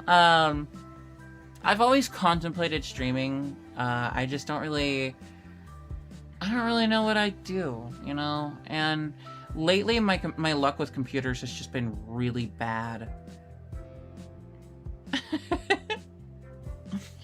You hear Mambo in the distance every time you're alone. I always hear like random what is it? Like, sometimes I'll hear certain words and be like, haha, it's like the thing from Musume. Haha.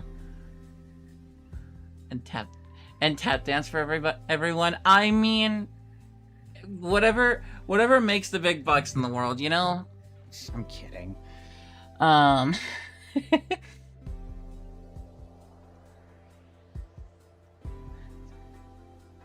Mambo sauce. I feel like that's just Mocha in your walls. If Mocha was in the walls right now, I'd be like, what the fuck? Why aren't you out here? Come on. Let's see. Ooh, currently stuck trying to describe Symbody Rudolph. Well, the way I've always seen Symbody Rudolph is she's very she's very, very, very determined. She has a really strong will to do what she sets out for. Not only that, but the way I see her, she has kind of this, I almost kind of like a leadership sense. I mean, that granted, that's what I would expect from someone who is essentially the class president of Trace and Academy. That's just how that works, you know. But I think she has kind of like a fuck. God damn it, the fuck. Eclipse first, the rest nowhere. English. But I think she has also kind of like a fun-loving side. Kind of like in the sense of how like grandparents kind of have this small sense of wanting to have fun while also being more chilled out. Let's see. Reading stories, K-Hawk's lore. I'm weirdly wanting to write a story on ALCs. Ooh, that'd be interesting. It has been a very long time since I've read fanfiction of any variety. God, what was the last one that I ever read? God, I don't even know. Winning Ticket. Oh man. I mean, listen, I have my gripes about Winning Ticket because the one time I did a Winning Ticket run, she failed like a 2% fail rate, like training of some variety. And I'm just like, come on, why? Oh, drop. Oh, alrighty. We'll see you here in a bit, Quizzy. I don't know how she would feel about me. Let's see. I do want to specify. I just want to know who specifically. I don't know if it's okay for me to read this. Who's ever this is. Because I'm sure, also enjoy Meishio Doto. Meishio Doto is precious in so many ways.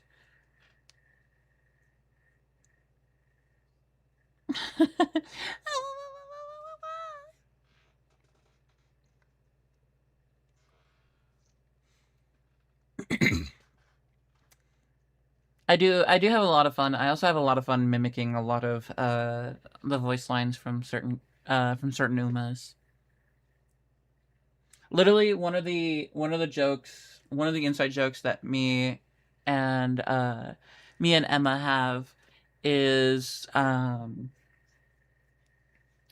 saying the fucking interaction between Fenomeno and Goldship, where Fenomeno thinks it's Goldship's birthday, so they're just like, Goldship-san, honjitsu wa tanjoubi no omedetou. And freaking Goldship just turns around and is just like, ah? No, tanjoubi to wa nai koto. And then she just turns her head as like, huh?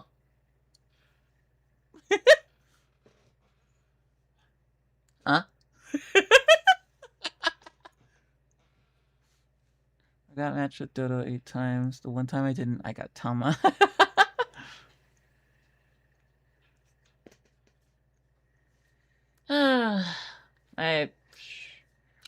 I want to know some of your guys's. I want to know some of your guys's favorite Umas. I know. Let's see here. I heard from Missouri. Let's see. Because Fenomeno does hit different. She is, like, she's a lovely Uma in the sense that. Am I? Ooh! I'm welcome to read the fanfic. Okie dokie. One and only run came from the courtesy of vodka. So, vodka is a very solid Uma. It's a great choice. I like her style of running. Tokai Teo, okay. Actually, Tokai Teo is really good. I can always appreciate a Tokai Teo fan. Buena Vista, yeah, it's okay. Hirasan Black's really good. I like her. I like the fact that she's very much connected with, like, she loves her fans and she loves she loves the people that she lives near and that she helps. Like, she enjoys giving back to those who she has helped, and she's the kind of person that never expects anyone to, give in return. She always does things as a thankless task, just something she feels she needs to do. Love's Only You. Ooh. I like her design. I don't know much about her.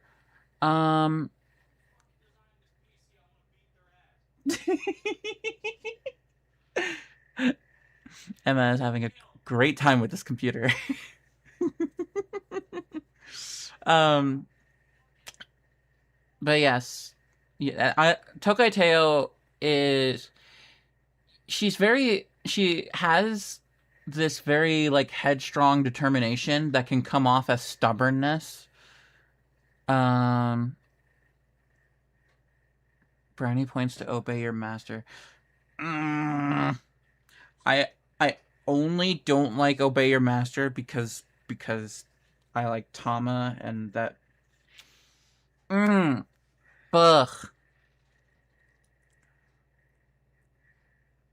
We don't talk about what happened in Stingray. We don't talk about what happened in the Japan Cup. That never happened. It was invented by a writer and was actually totally planned to be the next fanfic to be read. Gentle Donna, what's really funny is that one of my teammates in this VR chat running, like, Uma Musume racing team that I'm in, my vice captain is they currently run Gentle Donna. And the way I've always seen Gentle Donna is absurdly strong. Like, strong from the start, but has built herself up to be an immense powerhouse of just strength and determination. Rice showers are my favorite. She was... Yes! Protect her. I love when, like, she calls us, like, big sister or big brother. It's so fucking nice. Oh my gosh. Oh, she's so sweet. She's so wonderful. And every time I rewatch season 2, there's a moment where I gotta be like, who do I have to beat the fuck up for being mean to her? Because, like, nobody, she doesn't deserve the hatred that she gets throughout the anime. Yeah, so in the game, when you're training her, every once in a while she well, wait, yeah, because she'll call us either, like, little brother or little sister, or sorry, bigger brother or big sister, depending on which gender you pick in the game. And yes, let's see.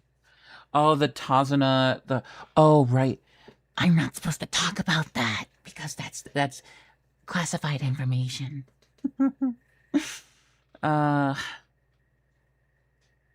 Gentle Donna just walks away. Yeah. Yeah.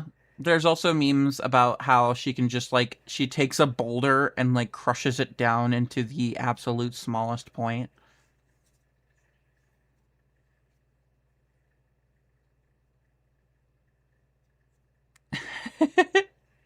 For that one I shall act like, I shall say, I have no idea what you're talking about. Tazuna is a human being. Ha ha ha. Yeah. No, no, no, no, no, no, no, Missouri. No, don't answer the door. No, no, no, no, no. Don't do it. Recent favorite. Taiki Shuttle. Yes. Actually, I want to learn more about her story, but I don't have her as a trainee, so you could. What do you mean you could talk about it? Where are you, FBI?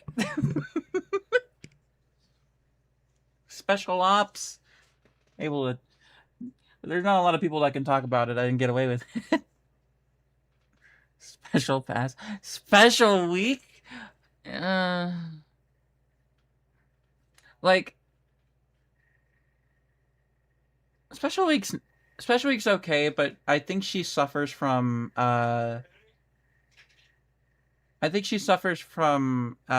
main character disorder.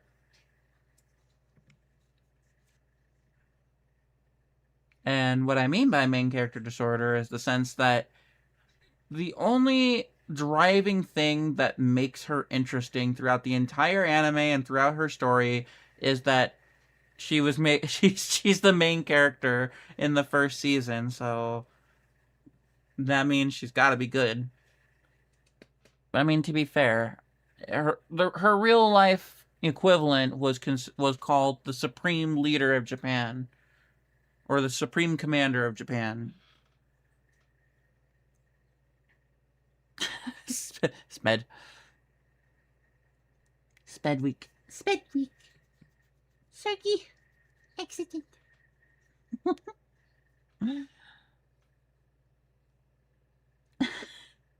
I could never do the fucking agemasen like properly.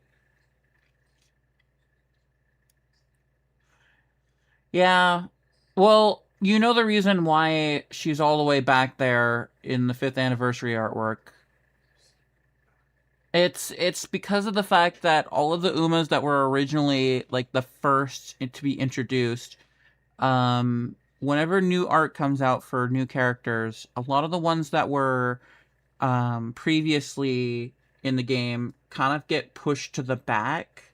They include everyone there, but they kind of make it seem like they're falling back. Kind of like how the real life horses were, where they were closer to retirement and the new horses stepped in. It's basically the premise. A real favorite, especially after main story, Narita Bryan. Oh, yeah. She really is just like having a bad day, punch your way through it. But what about the trainer ear creep? Seems people say it, how he was feeling the illness. Oh, yes. Yeah. He was doing a practice that most people that work with horses in real life do, which is feeling through a lot of their leg muscles. And of course, I mean, when you're doing that to what is basically this girl, yeah, it's gonna be creepy as fuck. And thankfully, you know, fucking dude gets kicked in the face, literally like fucking literally like getting kicked in the face by an actual horse. Right. Which is actually really funny. I like Narita Bryan. I think overall, like her design's really cool. I need to learn more about her. As a person, because her story comes off as very interesting. Yeah. Fun fact for everyone here, I think you already know if you've met Goldship before. Do not piss off an Uma. You will get kicked, and that will not bode well. Just a word of advice for those getting into training. Please be careful with your trainees.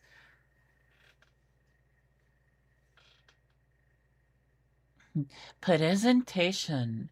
I'm good at presentation.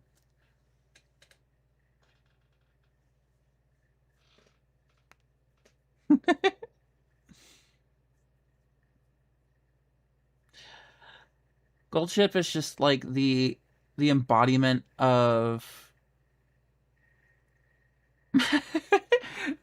Goldship is the embodiment of chaos in every sense of the word, and even the game has made that clear that she just does what she wants, and that encapsulates her, the real life horse too.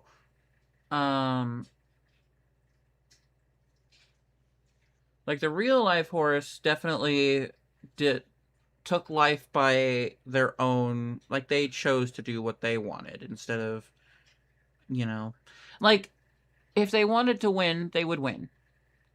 It's even Goldship's trainer and their owner, who when interviewed about how Goldship came out into the game and in the anime, they said they liked her, but the only issue was she wasn't actually as chaotic as the real horse.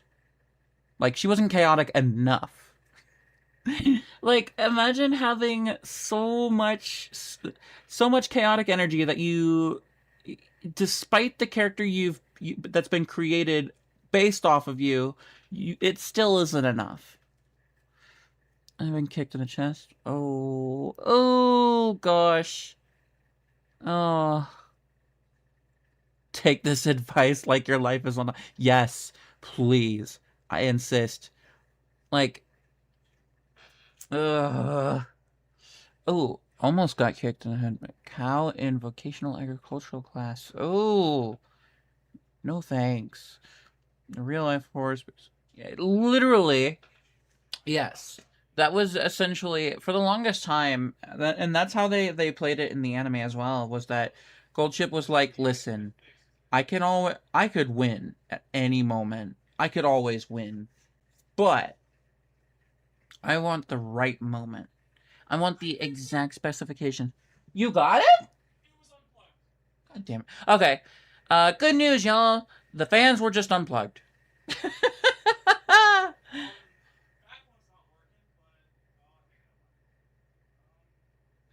Wow. This is great news, especially for everyone who came for the fanfiction.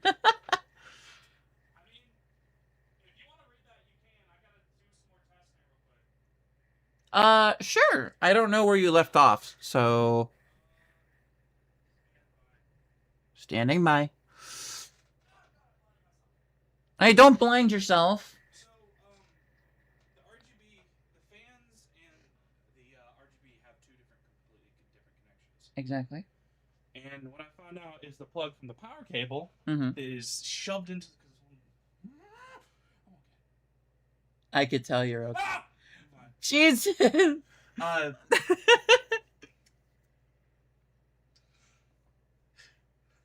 I'm fine. It's one of those power ones. It's not a modular power supply. It's just all these cables that stick out of it. It's one of those dumb ones.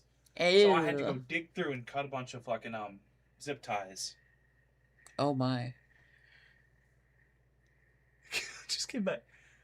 And I plugged it in. The intake fans are working, so it's now getting air. Woohoo! But I don't know about I don't know why the GPU isn't, but we have a GPU, so that's not a big deal. Yeah. I really don't care. It's AMD. It's trash. Yeah, I don't know why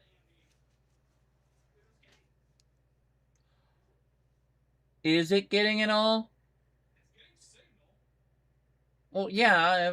I mean, the HDMI is plugged into it, so, and it is getting picture.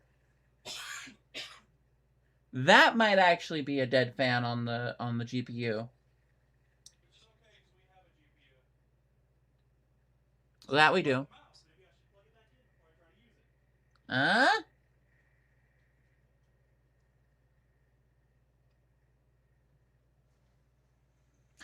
Huh? Welcome back, Quizzy. Hi. How do?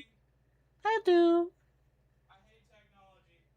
Because I gotta shove this fucker back in there. Jarvis, increased blood alcohol level.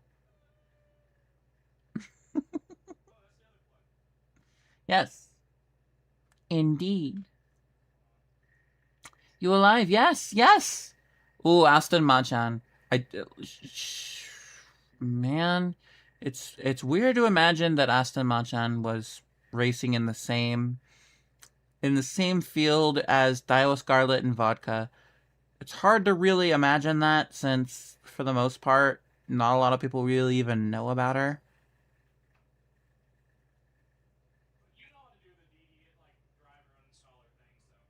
I do.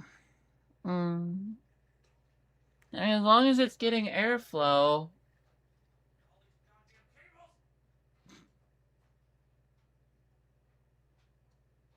I think my wife likes technology.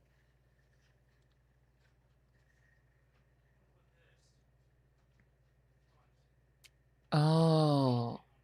She is very overlooked. Yeah. I'll have to actually look into her story because I'm intrigued.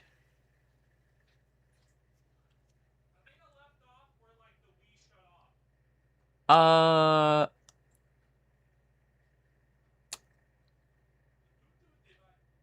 Bluetooth device is ready to pair. Low battery.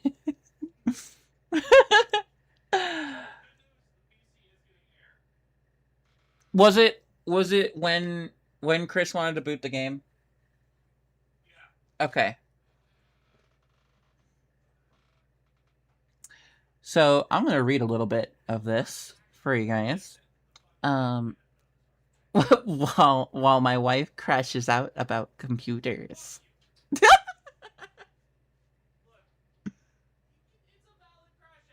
I know it's about. I never said it wasn't.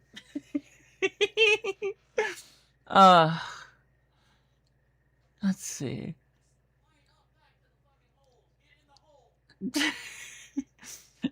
Irony was on Lucario's side. As soon as Chris wanted to boot the game, the Wii turned off. Chris had remained silent as Lucario looked down at him. I told you before that something isn't right, he said. Huh? Why isn't the game starting? Chris said.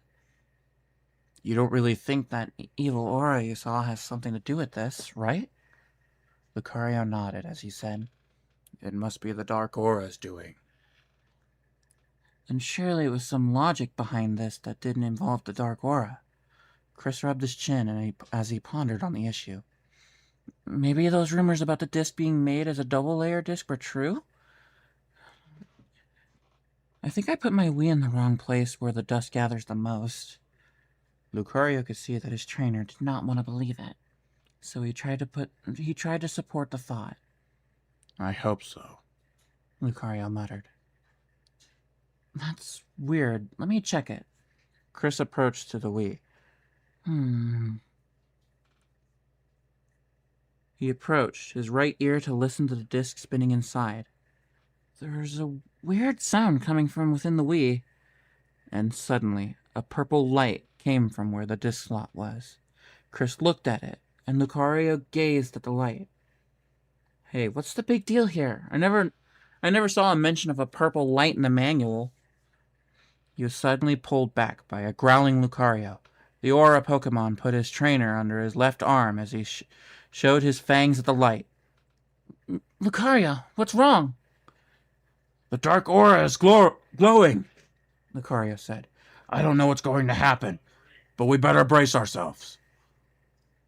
Chris was so unfamiliar to listening to such an order that he looked frightened. But with a Lucario capable of carrying a couch with a single hand, he felt protected. Why are... The lights shone brightly, and a force pushed Chris back. He was being held by the big Lucario, so he avoided being flung away recklessly. Are you all right? Lucario asked, looking down at him. What in the world is happening here? Chris asked in terror as he saw the light illuminating the whole room. Please don't let it explode, because there's no Wii's in the store! Would you stop minding those things? Lucario asked, enraged. This is very serious. I can't even tell what's going on.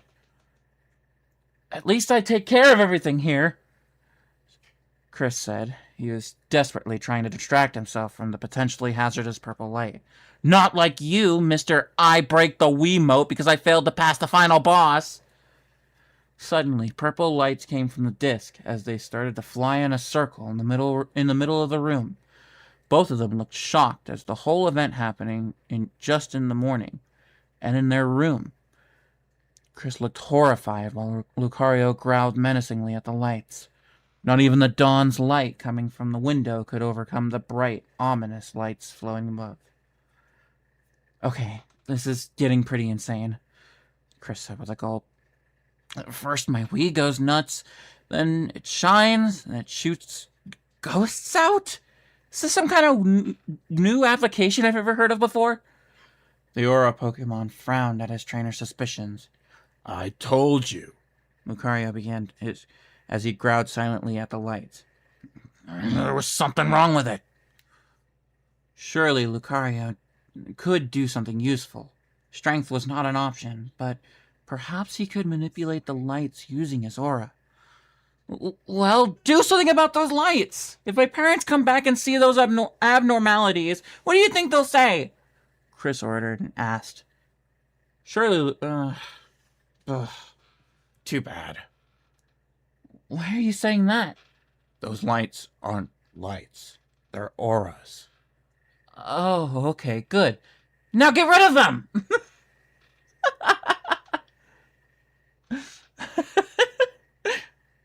Oh, God. As the purple lights fired to all of the video games of Chris's collection and began to glow in a purple aura before fading out. Both of them stared at the games that shone purple from time to time. With the lights having seemingly merged into the stack of games, the intense purple light dimmed down quite a lot. The two exchanged looks before staring at the collection. Lovely, Chris said with a bored look after his room returned back to its normal color, with the sun's light shining through the window. My game surely got corrupted by purple auras from a new game I just bought in my local store, and I'm not getting all of them through the internet either. And yet... and yet you didn't do a thing. Oh. I'm very what is it? I might have, I don't know what it's called. Lucario groaned with a frown. I told you something was wrong with that game you got, Lucario pointed out. And yet you didn't do a thing. Lucario looked ashamed. I'm sorry. The teen would feel guilty just seeing the powerful Lucario look down. Chris's eyes looked apologetic while his lips formed a small smile. He rubbed Lucario's head with care, making the Aura Pokemon look happy. Unlike other Lucario, this one liked that his trainer groomed him a bit from time to time. It's okay, Chris reassured Lucario. We're going to get to the bottom of this. Maybe you can pull the auras out from the collection. The Aura Pokemon looked at the collection and held out his hands.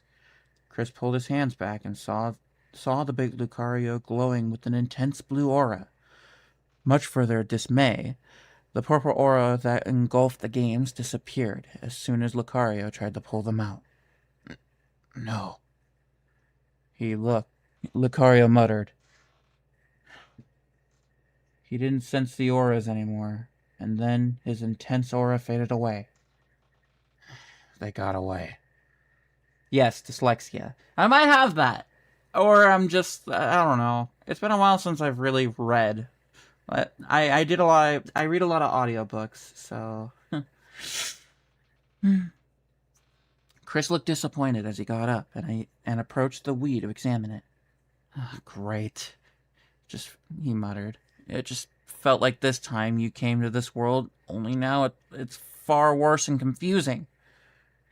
Lucario nodded, but then he felt a blue aura emanating from the Wii itself. Being unfamiliar with this aura, the Aura Pokemon narrowed his eyes. Back away from that thing, Lucario said. A new aura surfaced. What? Now the Wii has an aura? Chris asked Lucario. Chris asked, and Lucario nodded. He looked at the Wii with a bored look. Good. This machine may as well be corrupted. Heavily corrupted. And my games as well. Lucario, do you know what this means? We have to toss them all to the trash. Lucario asked as he got closer to the video games.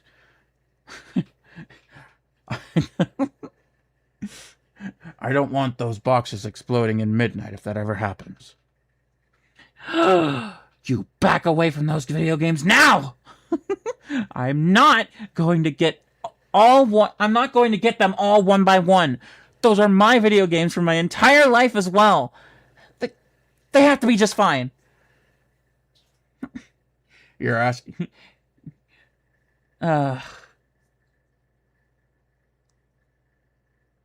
You're asking that after we saw the auras merging into your collection?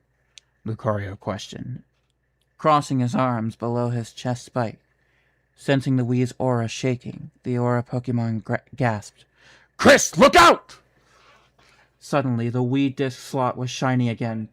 But instead... Shut up! How dare you! Chris is a mood, yes. Just trying to protect my stuff, bro. Come on. Suddenly, the Wii's disc slot was shining again. But instead of purple, it was a yellow light. The teen gasped and backed away from the yellow light, grabbing his chest as if he was having a heart attack. If God would have wanted me to live, he would not have created a heart attack!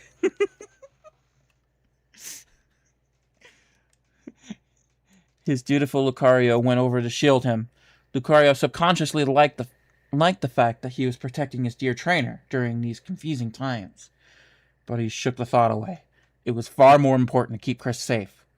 Chris looked at the light and groaned loudly. Oh God, it's seriously messed up this time, he said, right after the yellow light vanished. As Chris blinked confused yet again, Lucario could still see the blue aura. Oreo? The blue aura engulfing the Wii. The aura is still there, Chris, Lucario said. It'd be best if you don't approach it. Lucario, hand me the phone. Grimacing at the weird Oreo. Oreo? Am I just hungry? I think I'm just hungry. I'm... Donkey Kong! Oh my gosh. Yes. Yes, Hylax.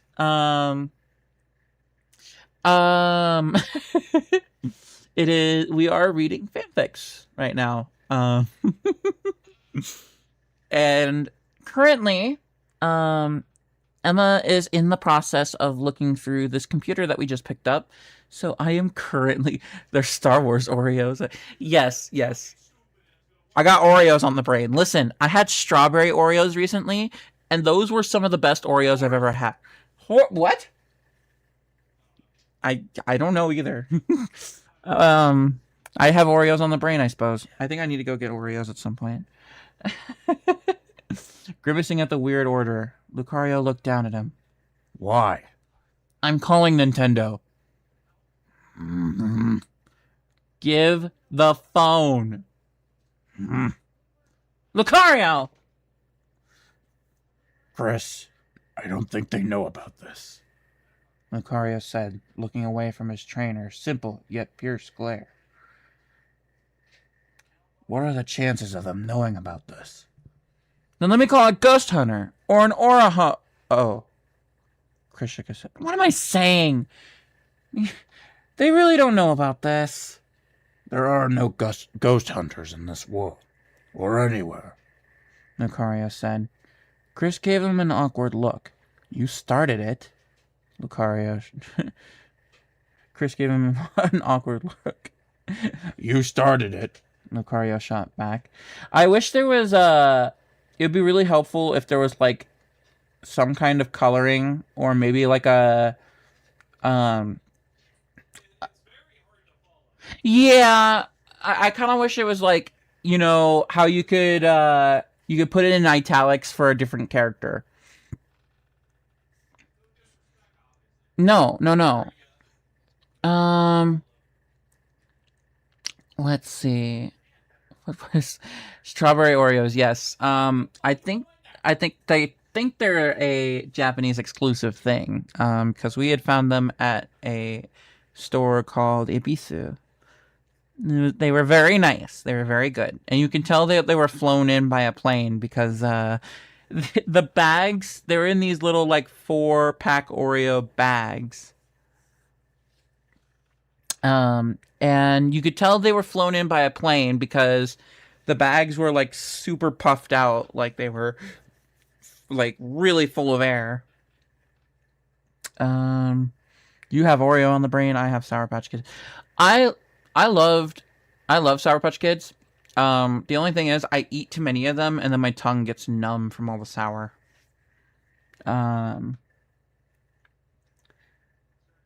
Let's see.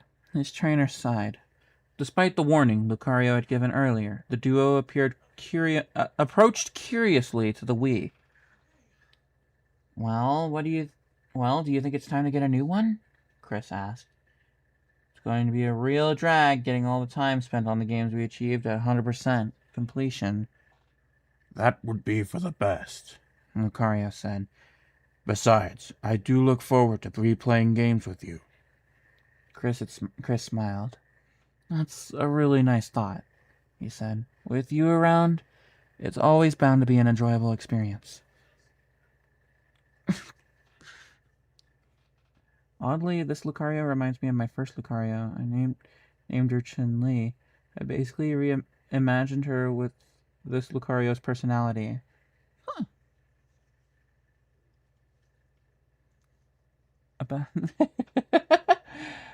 There we go. Okay. Lucario growled proudly and nudged his muzzle against Chris's face. The teen chuckled heartily as the Aura Pokemon playfully rubbed the tip of his nose on his black hair. Chris then rubbed the Aura Pokemon's chin with affection. The Lucario looked up with eyes closed, growling with pleasure. Unlike many Lucario, this one completely enjoyed the idea of being groomed as proof of their strong bond. It gave him a powerful, proud feeling that he cherished a lot. So, like, what is the story? I don't, like, I'm reading through this halfway, and I'm still kind of just like, I don't know.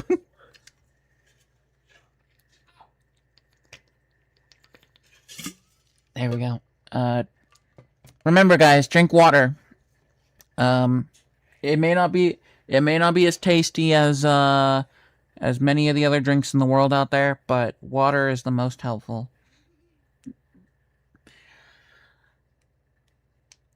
Let's see. I wish I knew. I think they have. I think Chris here has a cursed Wii. Cursed with the power of Aura. You know how it is. I know how it is. Fucking, being Tamamo Cross and all. Burdened with power. Someone's copy of Smash Bros. Brawl got corrupted. Interesting. Okay, that would make a bit of sense compared to what's. I find water with a bit of lemon helps. Yes, lemon very helpful.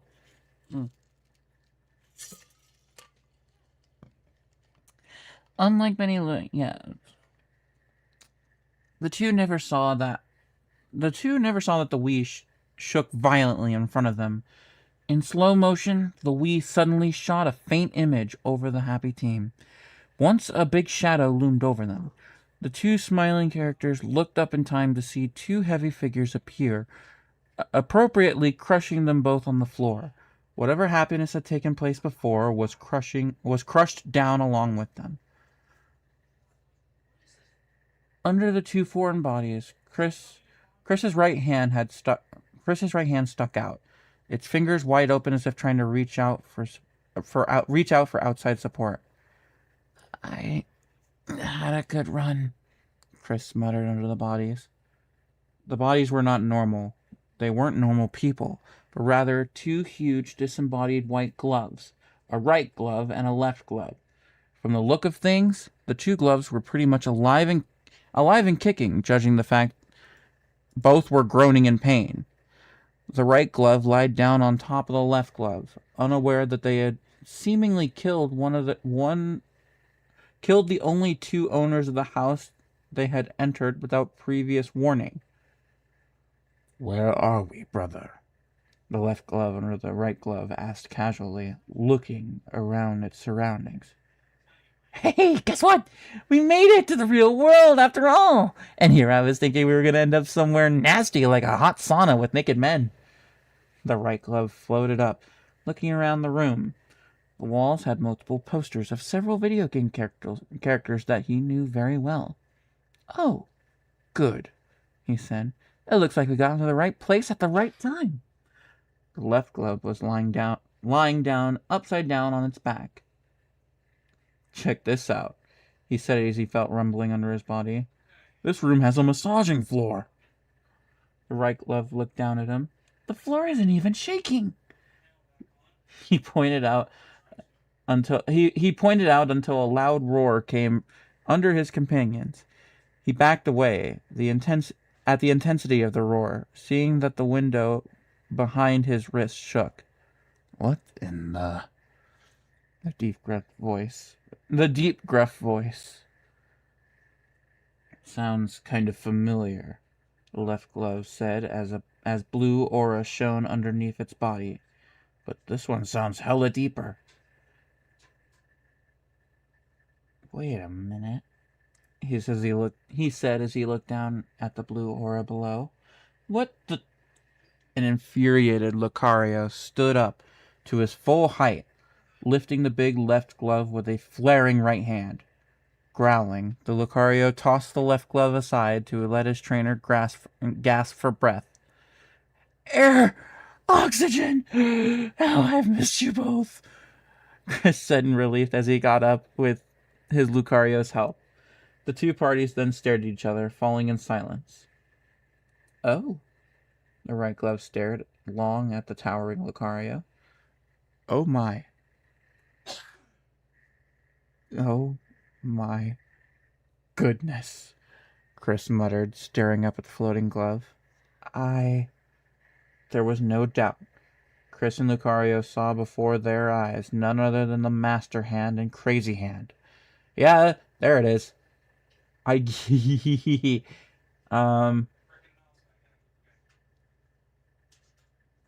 Let's see. Chris and Lucario saw before their eyes none other than Master Hand and Crazy Hand.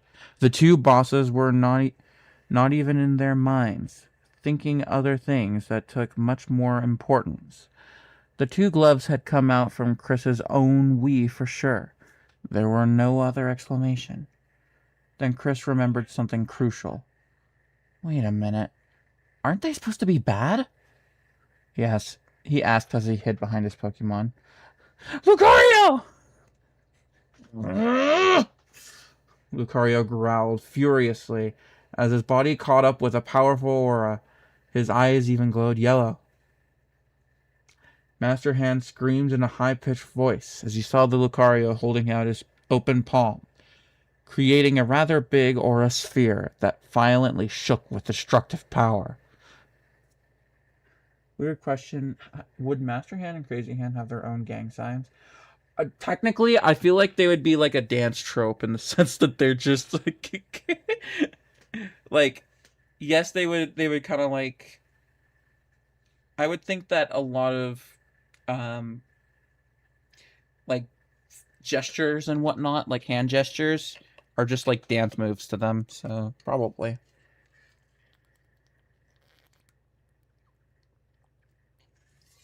Yummy, tasty water. Let's see. The Master Hand had screamed. "Calm down! We're not bad, I swear!" Master Hand pleaded. "We're in dire need of help." Thus, Lucario's intense aura faded away for a second time, along with the big aura sphere. Seeing this, Chris asked, "Lucario, why did you..."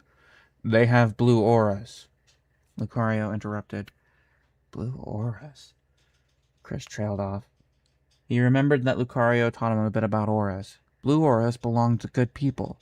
Red auras belong to bad people. Very straightforward. Then what are yellow auras? Wait. I know what yellow auras are. It's piss. He's like, I have to go to the bathroom. No, his aura turned yellow.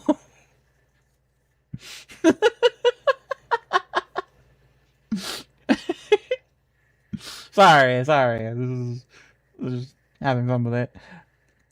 Therefore, if the gloves had blue auras, it meant that they were good people. They're good then? Yes! Master Hen said, making the two look at him.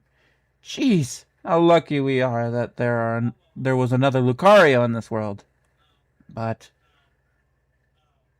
if it's gold, it's the color of Wario! Of Wario! Wario.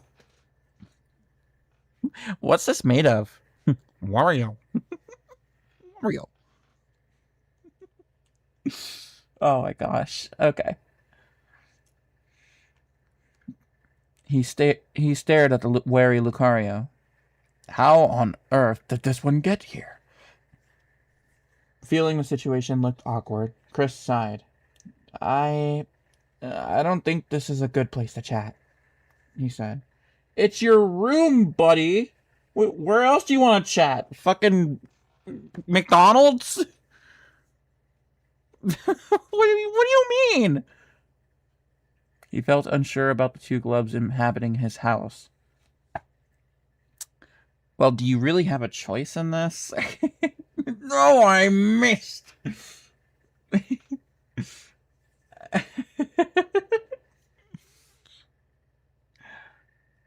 He felt unsure about the two gloves inhabiting his house. This is a very extremely confusing event to me. Huh. We think alike, Master Hand said, looking at the worried teen. But it looks like it's going to be safe to explain everything to you two. I assume the initial shock of having a big Lucario like the one you have makes things easier for the two of us. Not really, Chris admitted. He at least looks like a person, you two. He at least looks like a person. You two, on the other hand. Crazy Hand floated up, startling the teen. Other hand? Yippee! Other hand? We've got a second brother? Downside, I think the fans are dead on the GPU, but that's okay. It's AMD. It's AMD. That's to be expected. He asked, sounding excitedly. Yes, you did.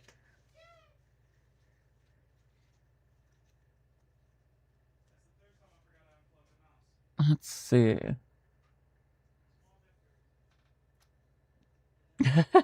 The fans are now working, guys. Things. I guess a lot of it was. I guess a lot of them were unplugged, from what it seems. You bringing us to the McDonald's? Listen. I'm hungry. We gotta talk about shit. That's the way it works here.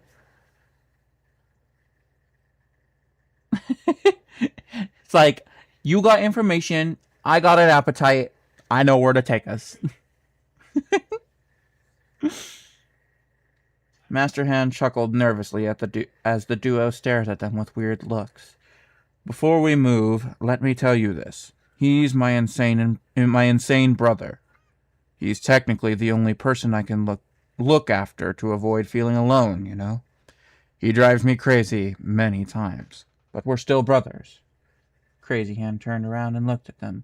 Oh, hello, he said, forcibly shaking Chris's hand up and down with 2 fingers. Lucario's glare stiffened. Nice to meet my first human from the real world. We're gonna be best friends forever. His brother slapped his wrists. Stop that. What does this person say? Yeah, no, get out. Yeah, you can stay out. Lamau. You weren't joking, but I'm not that stupid. Mickey T's snaps. Pizza Hut. Pizza Hut would pop off right now. Pizza Hut would slap right now. Hungry Cross, yes. Listen, when you hang around Old Liddy Cap for a long enough period of time, there comes a point where you have to eat just as much.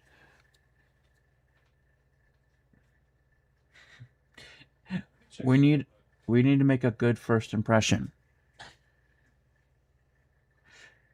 Whoopsie daisy. The insane hand said. Sorry. Master Hand looked down at them with a frown. Look, we don't get too close to him, or else you might experience severe or massive damage, one way or another, he said. Chris cautiously moved behind Lucario. And now we're in the living room, because I guess the room was not enough. Haven't had a pizza in a while. Modern GPUs, unless they're under load, they just don't spin. I wish I was under load.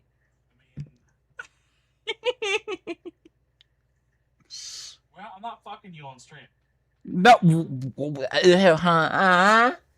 What?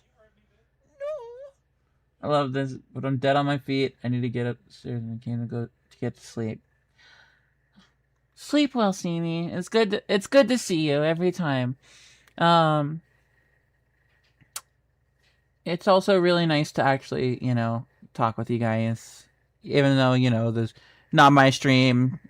But, it's always it's nice that I get to take the helm every so often, I hope you guys are I hope you guys appreciate it just as much, because I don't have a lot of experience with this. I don't have a lot of experience with streaming, so I don't know. But do have a good night. Sleep well. Alright,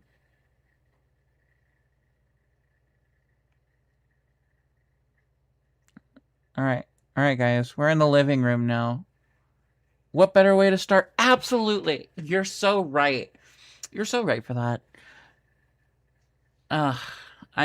If my computer woes cease, I'll contemplate it.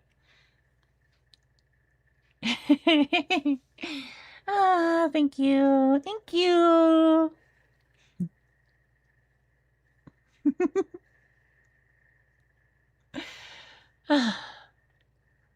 Right. Now, we're in the living room. The teen never thought that it was going to be possible to have two extremely unlikely guests in his humble abode. If things weren't crazy with Lucario, they were crazier with two disembodied hands floating around in midair. Chris closed the curtains from all the windows, just in case an unlucky person with a weak will happened to scream their heads off. Why would y'all be looking in the windows? Don't look at my house! What are you doing looking in the windows of my house? What are you doing?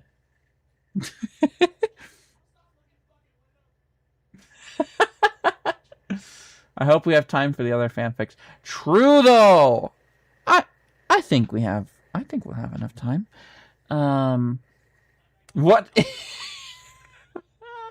We're only halfway through. Are we? Oh my good God.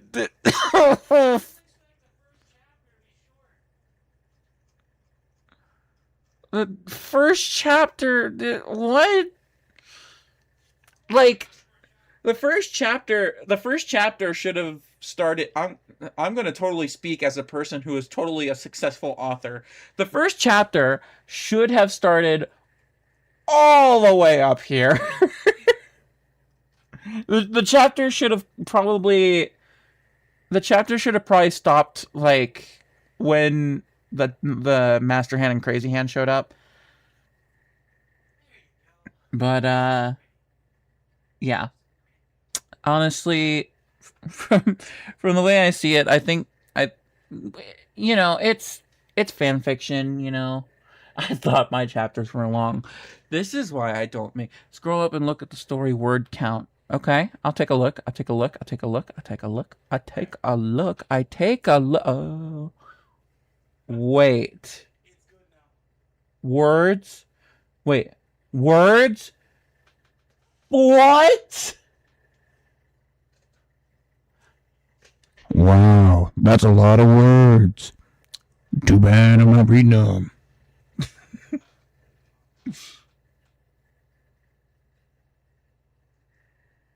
That's fucking mental. Oh my god.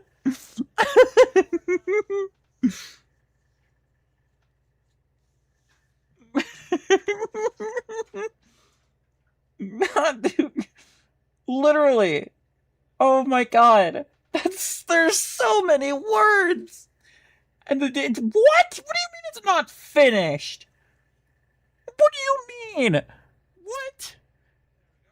Bound to an... Oh my goodness. Oh my god. Emma!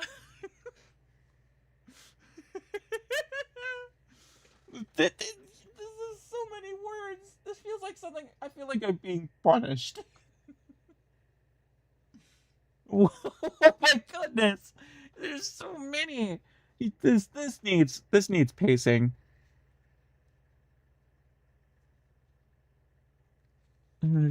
All in favor of moving on, say aye. Actually, yeah. Yeah. I think Emma would feel the same way. I think we should put it to a vote. You know, because I think we should put it to a vote. There's 4 million words.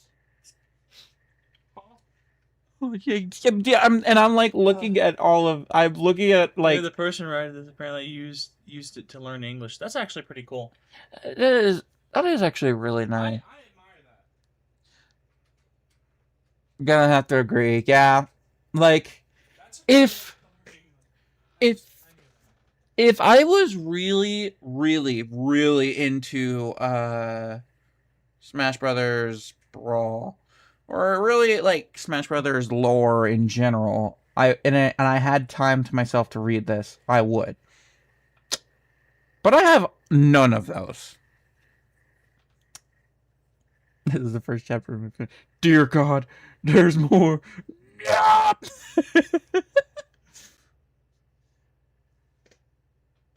Well then, that explains. Yeah. Ooh, actually, I do want to ask something before I give back the streaming powers to my wonderful wife. What were cute little noises over there? Yes. What were your guys' first what was the first fanfic you guys read? I'm keeping my mouth shut. Sure.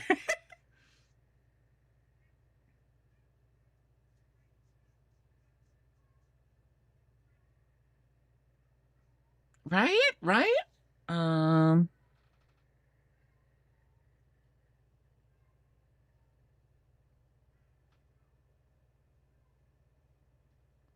Really? Wait, you hadn't read what? Wait.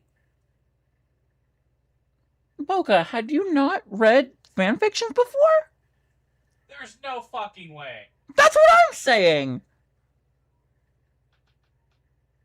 No way. Chloe, you wrote fanfiction of the ENN. That's fanfiction.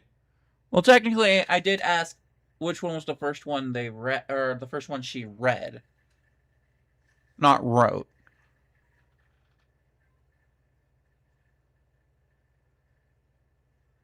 Yeah, what do you mean? Yeah, I meant yes. I meant you guys. Yes. Oh my. Yes, honey. You.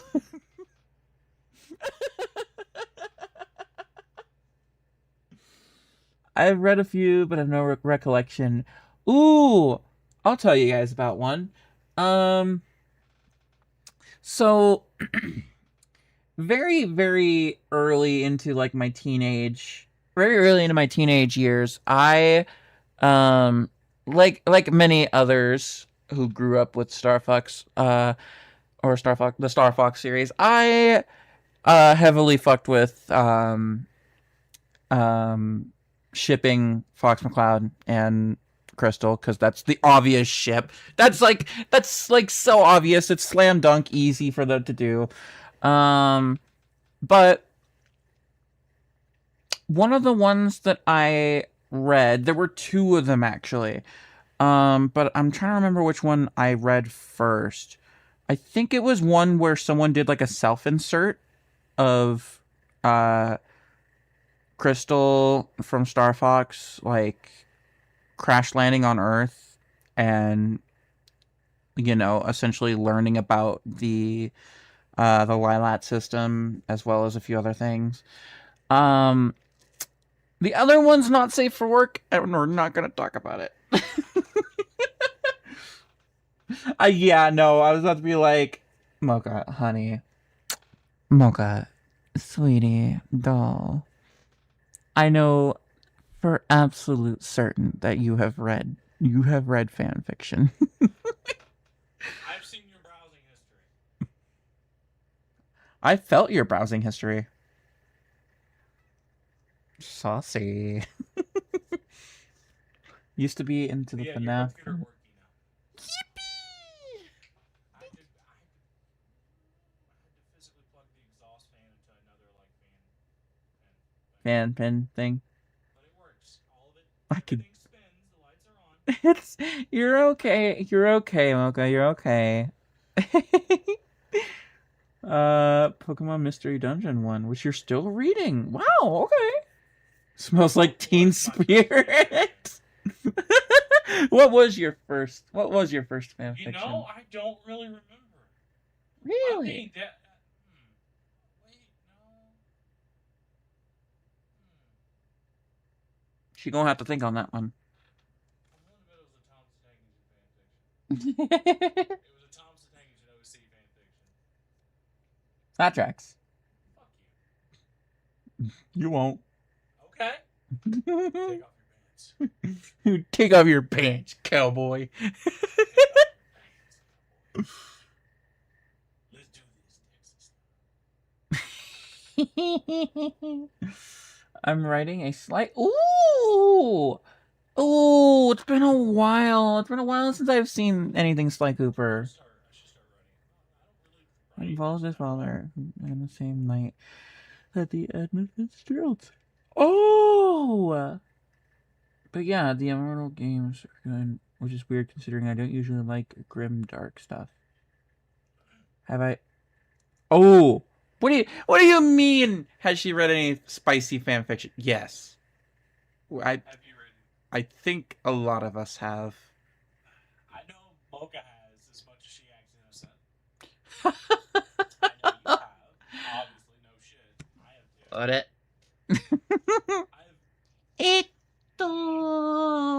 Okay, let's just say the spicy fan fiction, one of the first ones that I ever read, was, I think it was literally called, oh gosh, it was like, what was it? Orange and Blueberry Pie. So it was called something like that. Spicy fan fictions I probably read was like. Does Lullaby for a Princess technically count as fan fiction? I mean, if a fan made the fiction.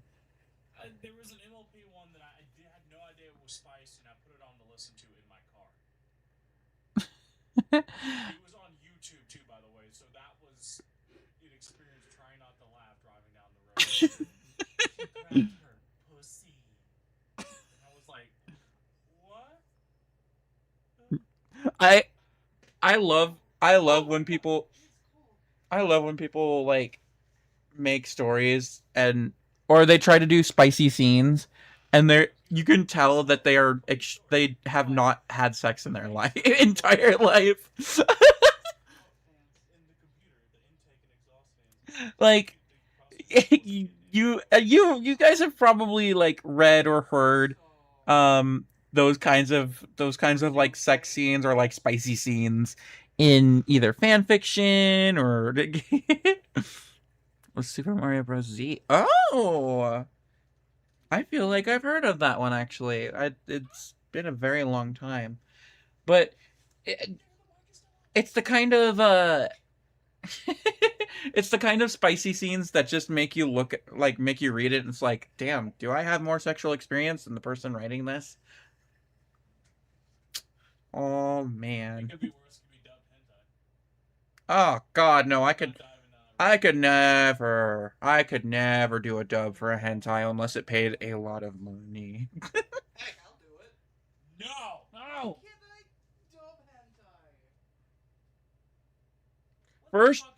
First, you need to grow your hair to the point where your eyes, you get the hentai main male character protagonist look that is like the hair is just barely over the eyes, and yet the eyes are just not there. What the fuck is my stream anymore? What is even stream? I don't know. My head really hurts. I don't know, but you should come back to take the helm. I need to. My You should drink some water. Get some ibuprofen.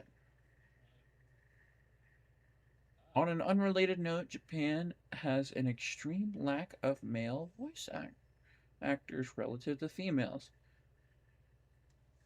I think I can tell you why. I think it's because it has something to do with people really like female characters in anime. A favorite fan comic of mine is Ghost of the Future, which was made by Evan Stanley, who now writes and does art for Really? Oh, that's cool. Well, fish make love it. That makes you a fish lover. Oh, I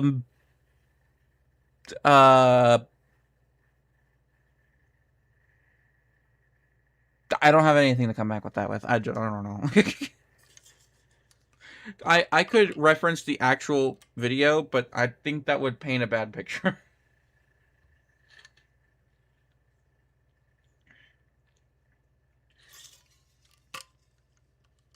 No, you don't. Besides, you still have a qualifier to race for, so technically, you haven't won yet.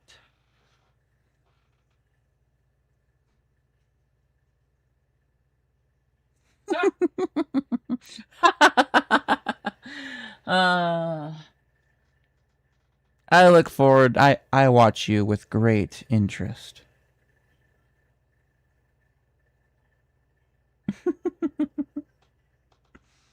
I know. Please do not let another knight be in the cup.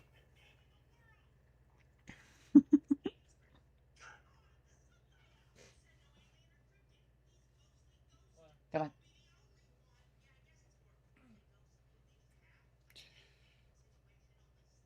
The race isn't won until it is actually done.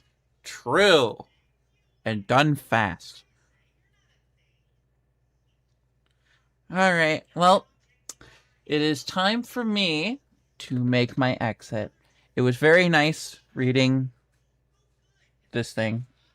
It was actually there were parts of it where I was actually kind of semi-invested, and then it lost me like 3 minutes later.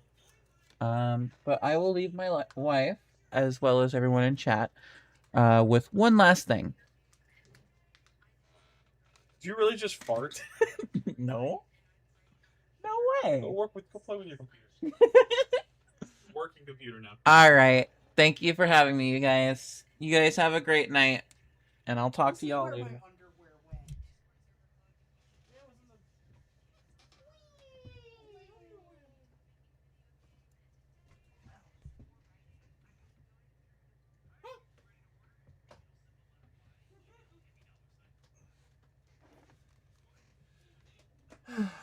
It is.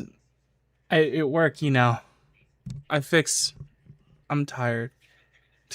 I'm very tired. I've been traveling all day. I'm glad y'all enjoyed her.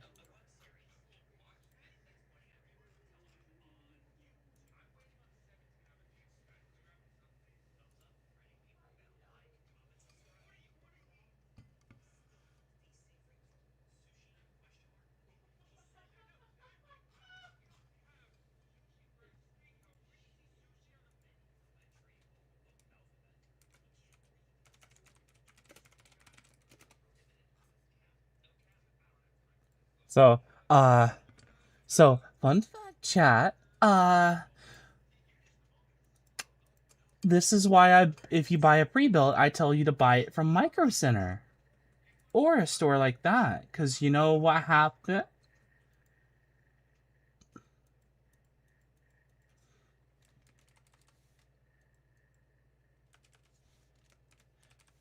You get a computer.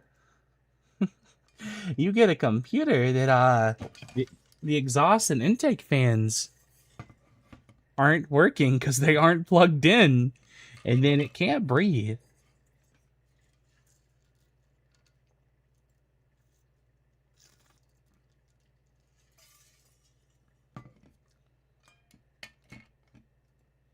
You see, your computer needs to breathe.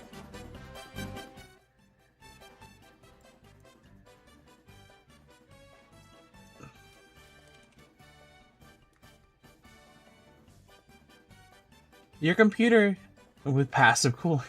Your computer has intake fans, which bring in the cool air and cool off everything and help cool off the processor while it's still having an air-cooled CPU, and goes through your graphics card too, and has an exhaust fan that exhausts the hot air out the back.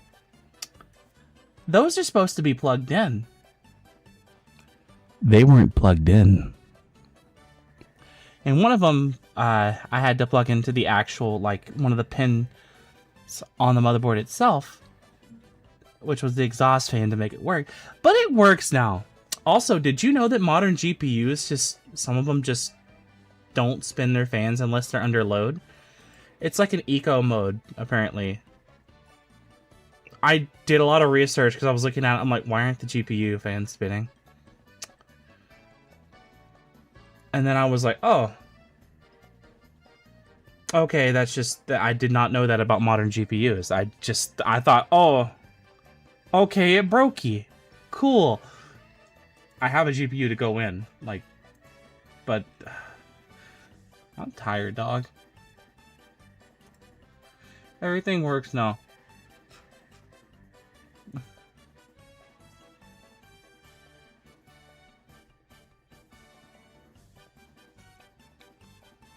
Well, I might just put the 2070 from her old computer into the new one. That way she can just have MSI and it'll just always run.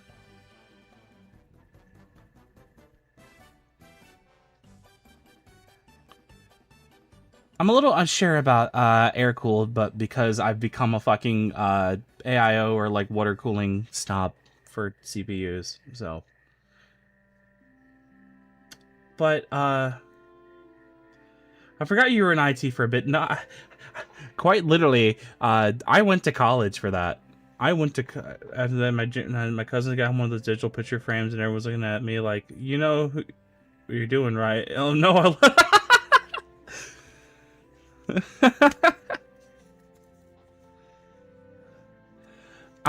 Yeah, fun fact, chat, I worked for IBM, and I also worked for a industrial company crawling over a factory, running cable, and running server wire and shit like that.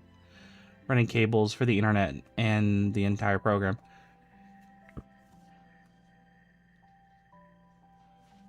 I went to college for a lot of IT stuff, and it's not what I wanted to do, but it was something I had to do. I did make the cables, yes. A lot of them I had to make. In fact, funny enough, CRG, the cable that connects my computer to the router is one that I made that I brought from Georgia. One of the cables I kept from back then. Just a little piece of home.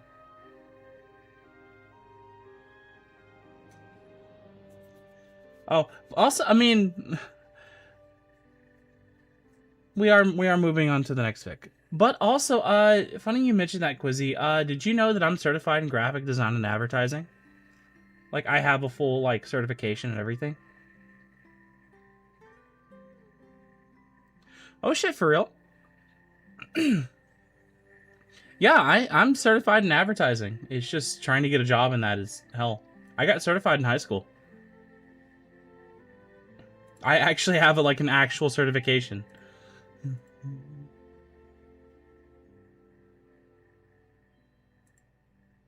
You know, despite everything, I quite enjoyed this fanfic. It was a little bit all over the place, but you know, I find it really impressive that someone used this to learn English. And that's a really good fucking way to learn English. Is to write a fanfic about something you like. I think I'll be turning in where I am now. It is nearly 1 a.m. where I am. Oh, I totally understand, and thank you so much for coming by, Colorado, and thank you so much for the gift memberships. Holy shit. All of them I received tonight. I'm over the moon that you guys care that much about me. It means a lot to me, okay? I'm bad at expressing my gratitude because I feel like saying thank you isn't enough, you know? It feels like I'm brushing it off or acting dismissive. Thank you. Genuinely, thank you. It means a lot to me.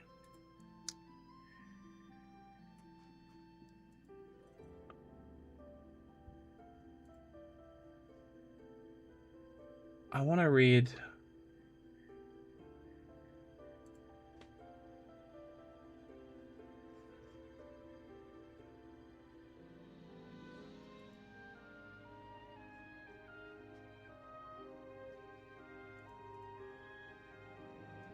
read Jungle Pockets.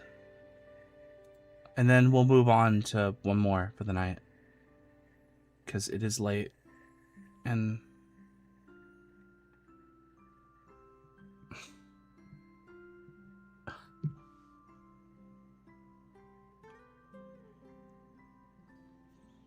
that means a lot to me. That means a lot. Okay, I hope you have a great night, Colorado, but that means a lot more than you know. Lost one. CRG. My life. Liam Russell. That means a lot more than you think.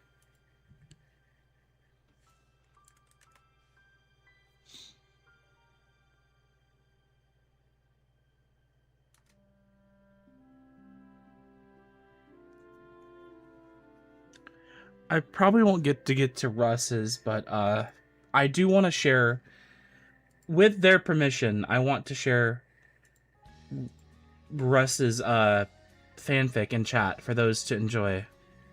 I skimmed through it a bit earlier, and I'm thoroughly impressed with their writing.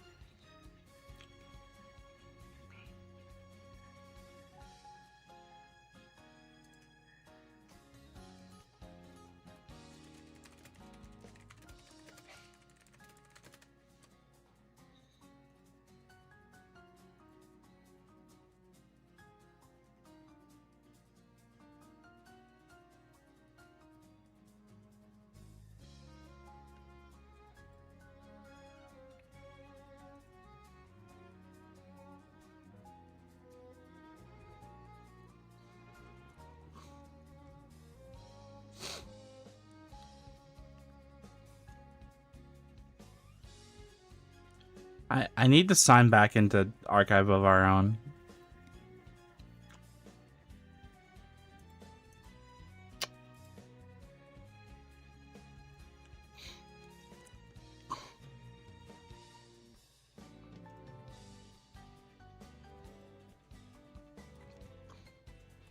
Hey, Nick. Hey.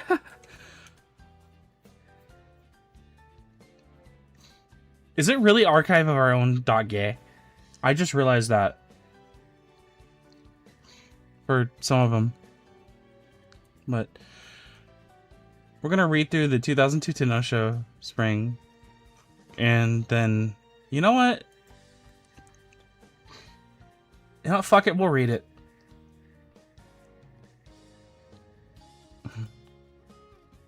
Why did I link? Yeah, you linked me chapter 2. Hold on, previous chapter. There. Takarazuka Kinen, G1.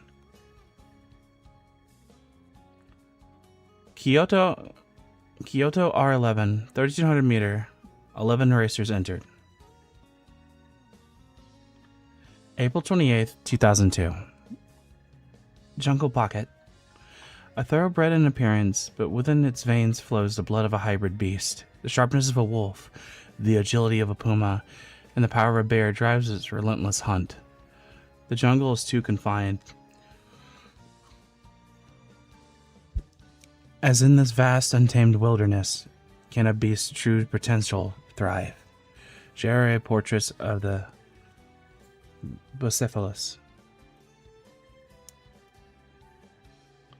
A soft, warm breeze across the vast Kyoto racecourse complex, the sun poking through the clouds as the crowd anxiously waited for the G1 to begin. The favorite of the race was Narita Top Road. After her last two G2 wins in the Kyoto Kinen and the Hanshin Daishoten. However, there was also a nervousness in the air. Manhattan Cafe, the second favorite on the G1 winning streak, placing first in the Kikuga Show in the 2001 Arena Kimen, and the third favorite, who lost by Top Road by 2 lengths, Jungle Pocket. Jungle Pocket had been preparing for this race. She has been wanting to run, desperate to feel the wind through her hair again. But after she had leg issues, she wasn't able to run in the Takarazuka Kinen, but she wanted to prove that she'd do well here.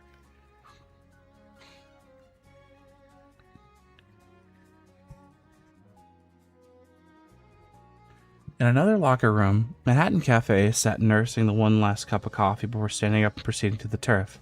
As Cafe walked through the massive corridor leading to the turf, she saw Jungle Pocket walking ahead. As the two crossed into the turf, partially blinded by the peaking sun before it retreats behind the white and gray cover of the clouds, Jungle Pocket Manhattan Cafe listened as the crowd started to cheer as they proceeded down the gates. A soft breeze, warm but not hot, brushed against their faces. It was a good day to race. As the pair reached the gate, the fanfare began, a regal sound drifting across the racehorse. The runners entered their gates. Manhattan Cafe was determined to mark a third G1 win. As they prepared themselves, Poke took a deep breath, feeling one last breeze as she got into her running position. As the steward waved the red flag, the gates shot open and the pack had an equal start, but Manhattan Cafe pushed ahead. Admire Road and Irina O'Brien break away from the pack as they overtake Manhattan Cafe, pushing Cafe back a bit as King the Fact overtakes, leaving Cafe in fourth. And by the corner she was in fifth, Jungle Pocket, for her matter, was close behind Top Road, holding back to conserve her energy for the strong speed she can put out at the final. As the pack barreled into the straight, the crowd was roaring, throwing their hands up, thousands of people yelling and screaming for their respective favorite. Jungle Pocket holding seventh position, glances at Nerdy at Top Road, who's maintaining fifth. With a slight push, Cafe continued to duel with third place as the group entered the first corner into the second outside straight, and the pack began to switch around, with Jungle Pocket, Top Road, and Cafe all next to each other. Top Road pushing ahead, running neck and neck with Cafe as Jungle Pocket fell behind. The front runners duel at Top Road and Cafe remain neck and neck into the final straight as Cafe pushes ahead. Top Road tries to answer, but time starts to slow down. To her right, on the outside, Jungle Pocket begins to push forward and overtakes Top Road. I don't know why. What? What the fuck is my emotions right now, dog? I'm tearing up at everything. Beginning to shout. Poke tries desperately to overtake Cafe, running as fast as she can. By the time she's close, Cafe is across by a neck. As Poke slowed, she recalled some of her earlier losses and lessons and smiled. It was a good race, win or loss. Approaching Cafe, she held out a fist, offering a fix bump. I mean, it wasn't bad, Emmy. I liked it. I like how descriptive you get with writing.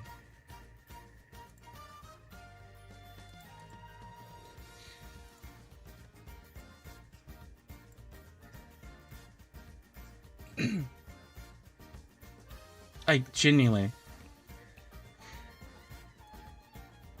You're a good writer. You're a good author.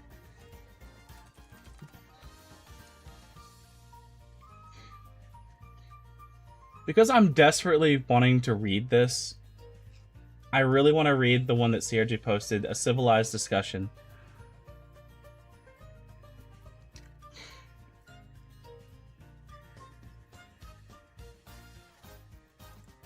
I almost want to invite Mocha to come play Belfast.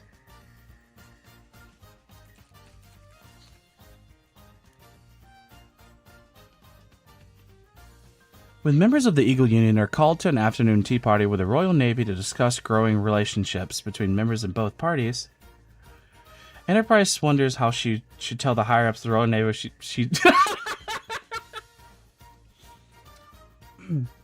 how...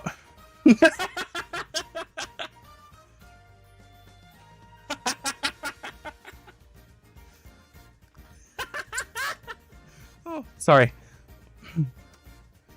I don't know what I got. She's banging their head maid. I mean, you just tell them. What are they gonna do, dog?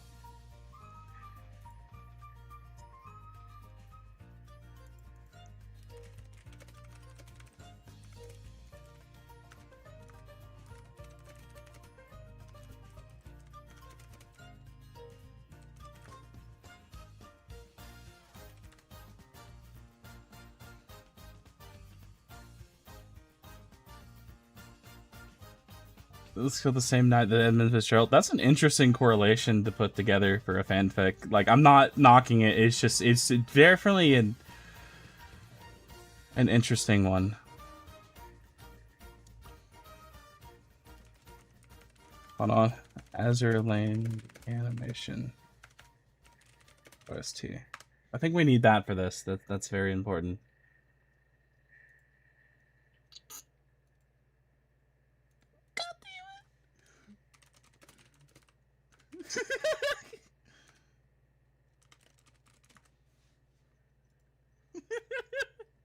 Sorry, I gotta send something.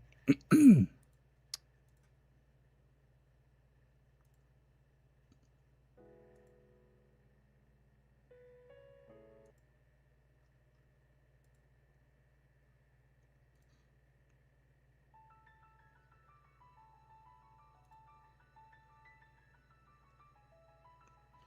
the military, formalities were common between high-ranking members and those that serve under them.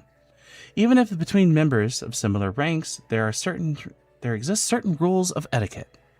However, when it comes to the shipgirls and many factions that dot the globe, formalities are sometimes dropped in favor of much simpler bonds between members. Even still, some nations maintain a certain level of class, if you will. This class was currently becoming a problem for the white-haired carrier of the Eagle Union. When it comes to their formalities, it was quite simple. Salute to those above you, basically just a few commanding officers at this point. Even then, they often didn't care for formalities. Sure, some things like specific routines and checks were done, but once the war against sirens calmed down, formalities were almost dropped altogether. The problem that she faced came with the structure of the Royal Navy. They still work in a certain style. The higher-ups with noble titles were accompanied by shipgirls that served as their maids. Even they had a circle of higher-ups were akin to high-ranking nobles and royalty. That itself wasn't the issue, but at the same time it was. Many of the factions had sprung up in the war, with the sirens tended to create cultures based on their country's past. Enterprise had no problem with the Royal Navy ships creating a monarchy with their own ranks, but what she did have a problem was with the fact her girlfriend was the head maid who served them. Belfast was oftentimes right next to Queen Elizabeth or Prince of Wales. This left Enterprise a little bit annoyed.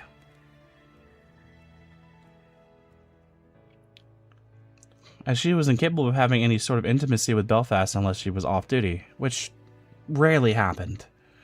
Granted, Belfast would often make sure that Enterprise got all the love she needed, more than when they did get those rare moments together. Hell. Oh boy, the fucking... What's perfect is next.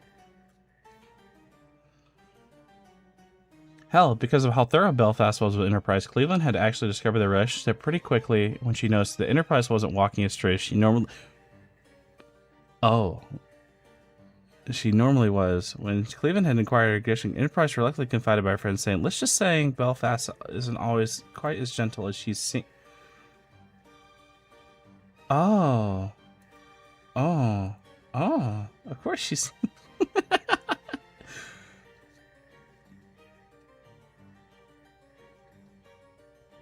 Thus, Cleveland had turned red as Enterprise was, and they finished the rest of their mission in silence. Upon returning from base, Cleveland asked Enterprise how would they manage to get together despite the amount of time they had together.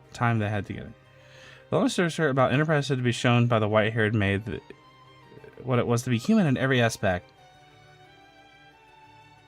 From good food to clothing, recreational activities, and finally sex.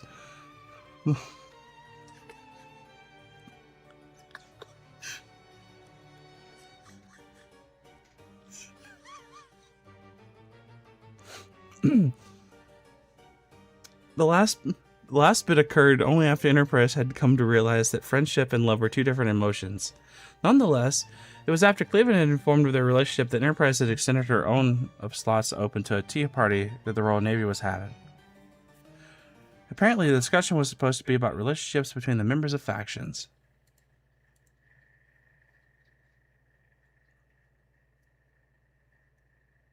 And how they may keep those maintained while keeping a balance of forces between nations. When asked why Enterprise wanted to bring Cleveland along, moral support was the only answer she got. So in the end, Enterprise brought along a trusted friend. And some who would definitely help with the discussion. Washington, massive huge tits, and Arizona would accompany her and Cleveland to the party/discussion. Hopefully they would be a good choice to help Enterprise's secret hope to allow her to somehow spend more time with Belfast. When they arrived, they were greeted by Edinburgh and Sheffield, who curtsied before bringing them out to a gazebo. When it came to a gazebo, it was nice. It had a round table with 10 chairs, 5 of which were empty. It was surrounded by a meticulously maintained flower garden and had a lovely view of the sea. The sun was out in full, and the Eagle Union delegation moved briskly to their seats.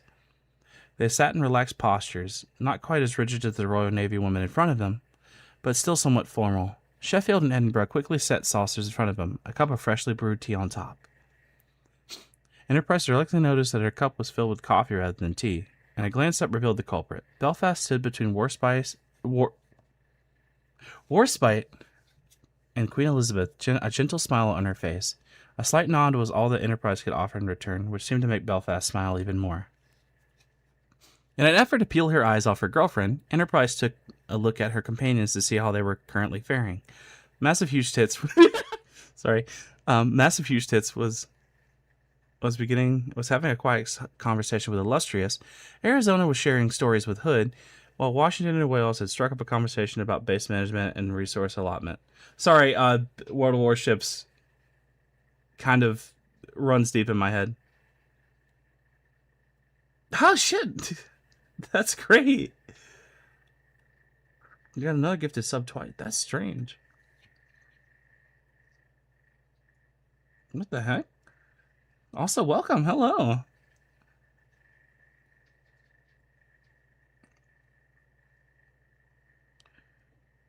A quick glance to her left revealed that Cleveland was staring directly at Warspite. Perhaps it was her nightly presence. For Warspite definitely had all of Cleveland's attention. Or so she thought. But then Cleveland spoke. Enterprise! Look at her sword. It's different from Ayanami's. She must be a knight or something cool like that. Before Enterprise could respond that Warspite was in fact a knight, one voice drowned out the rest. My loyal subjects and guests from the Eagle Union, I welcome you to this meeting. All conversation stopped to look at the small childlike figure, despite her small stature and somewhat annoying attitude. There was plenty of wisdom and skill to back up her mindset. Today we will be discussing what to do in terms of relationships between the ship girls from different navies. I'm just stupid, okay.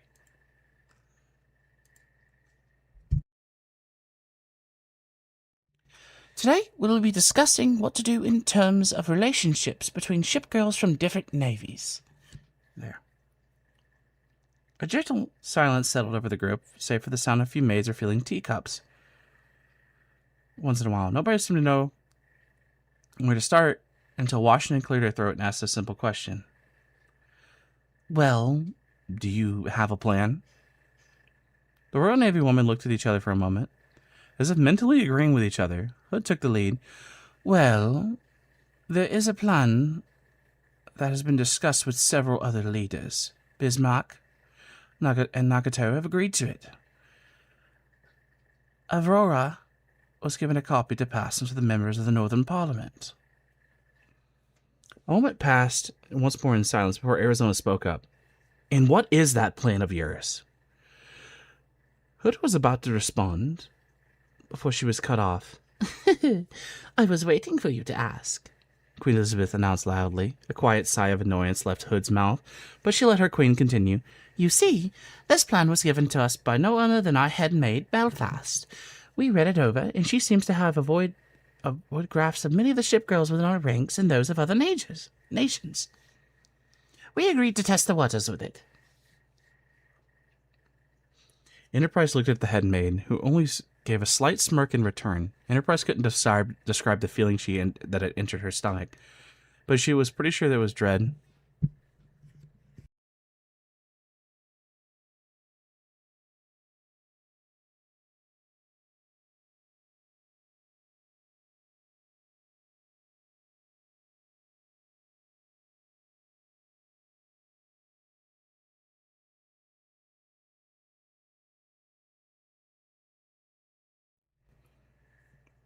She turned her attention back towards the small queen.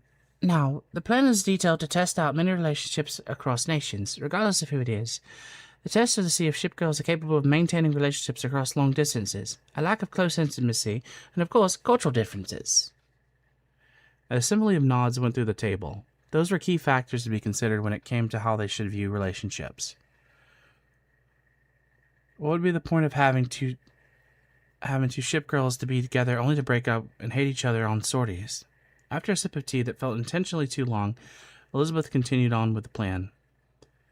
When it comes to how we shall test this, we have encountered some problems. The first problem is we don't wish to become overly nosy into the affairs of our subjects.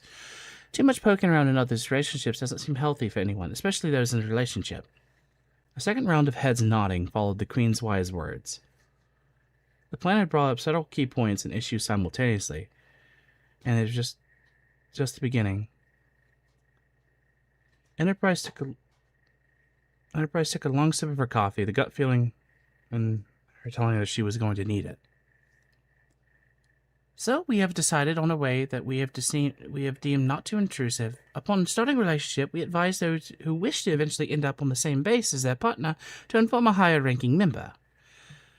After a certain amount of time has passed, which is still being determined, we will check to see if things are still going well. If they are, we will transfer one of the members of the relationship to the other's base. Enterprise took a moment to think it through. Honestly, it wasn't a bad plan.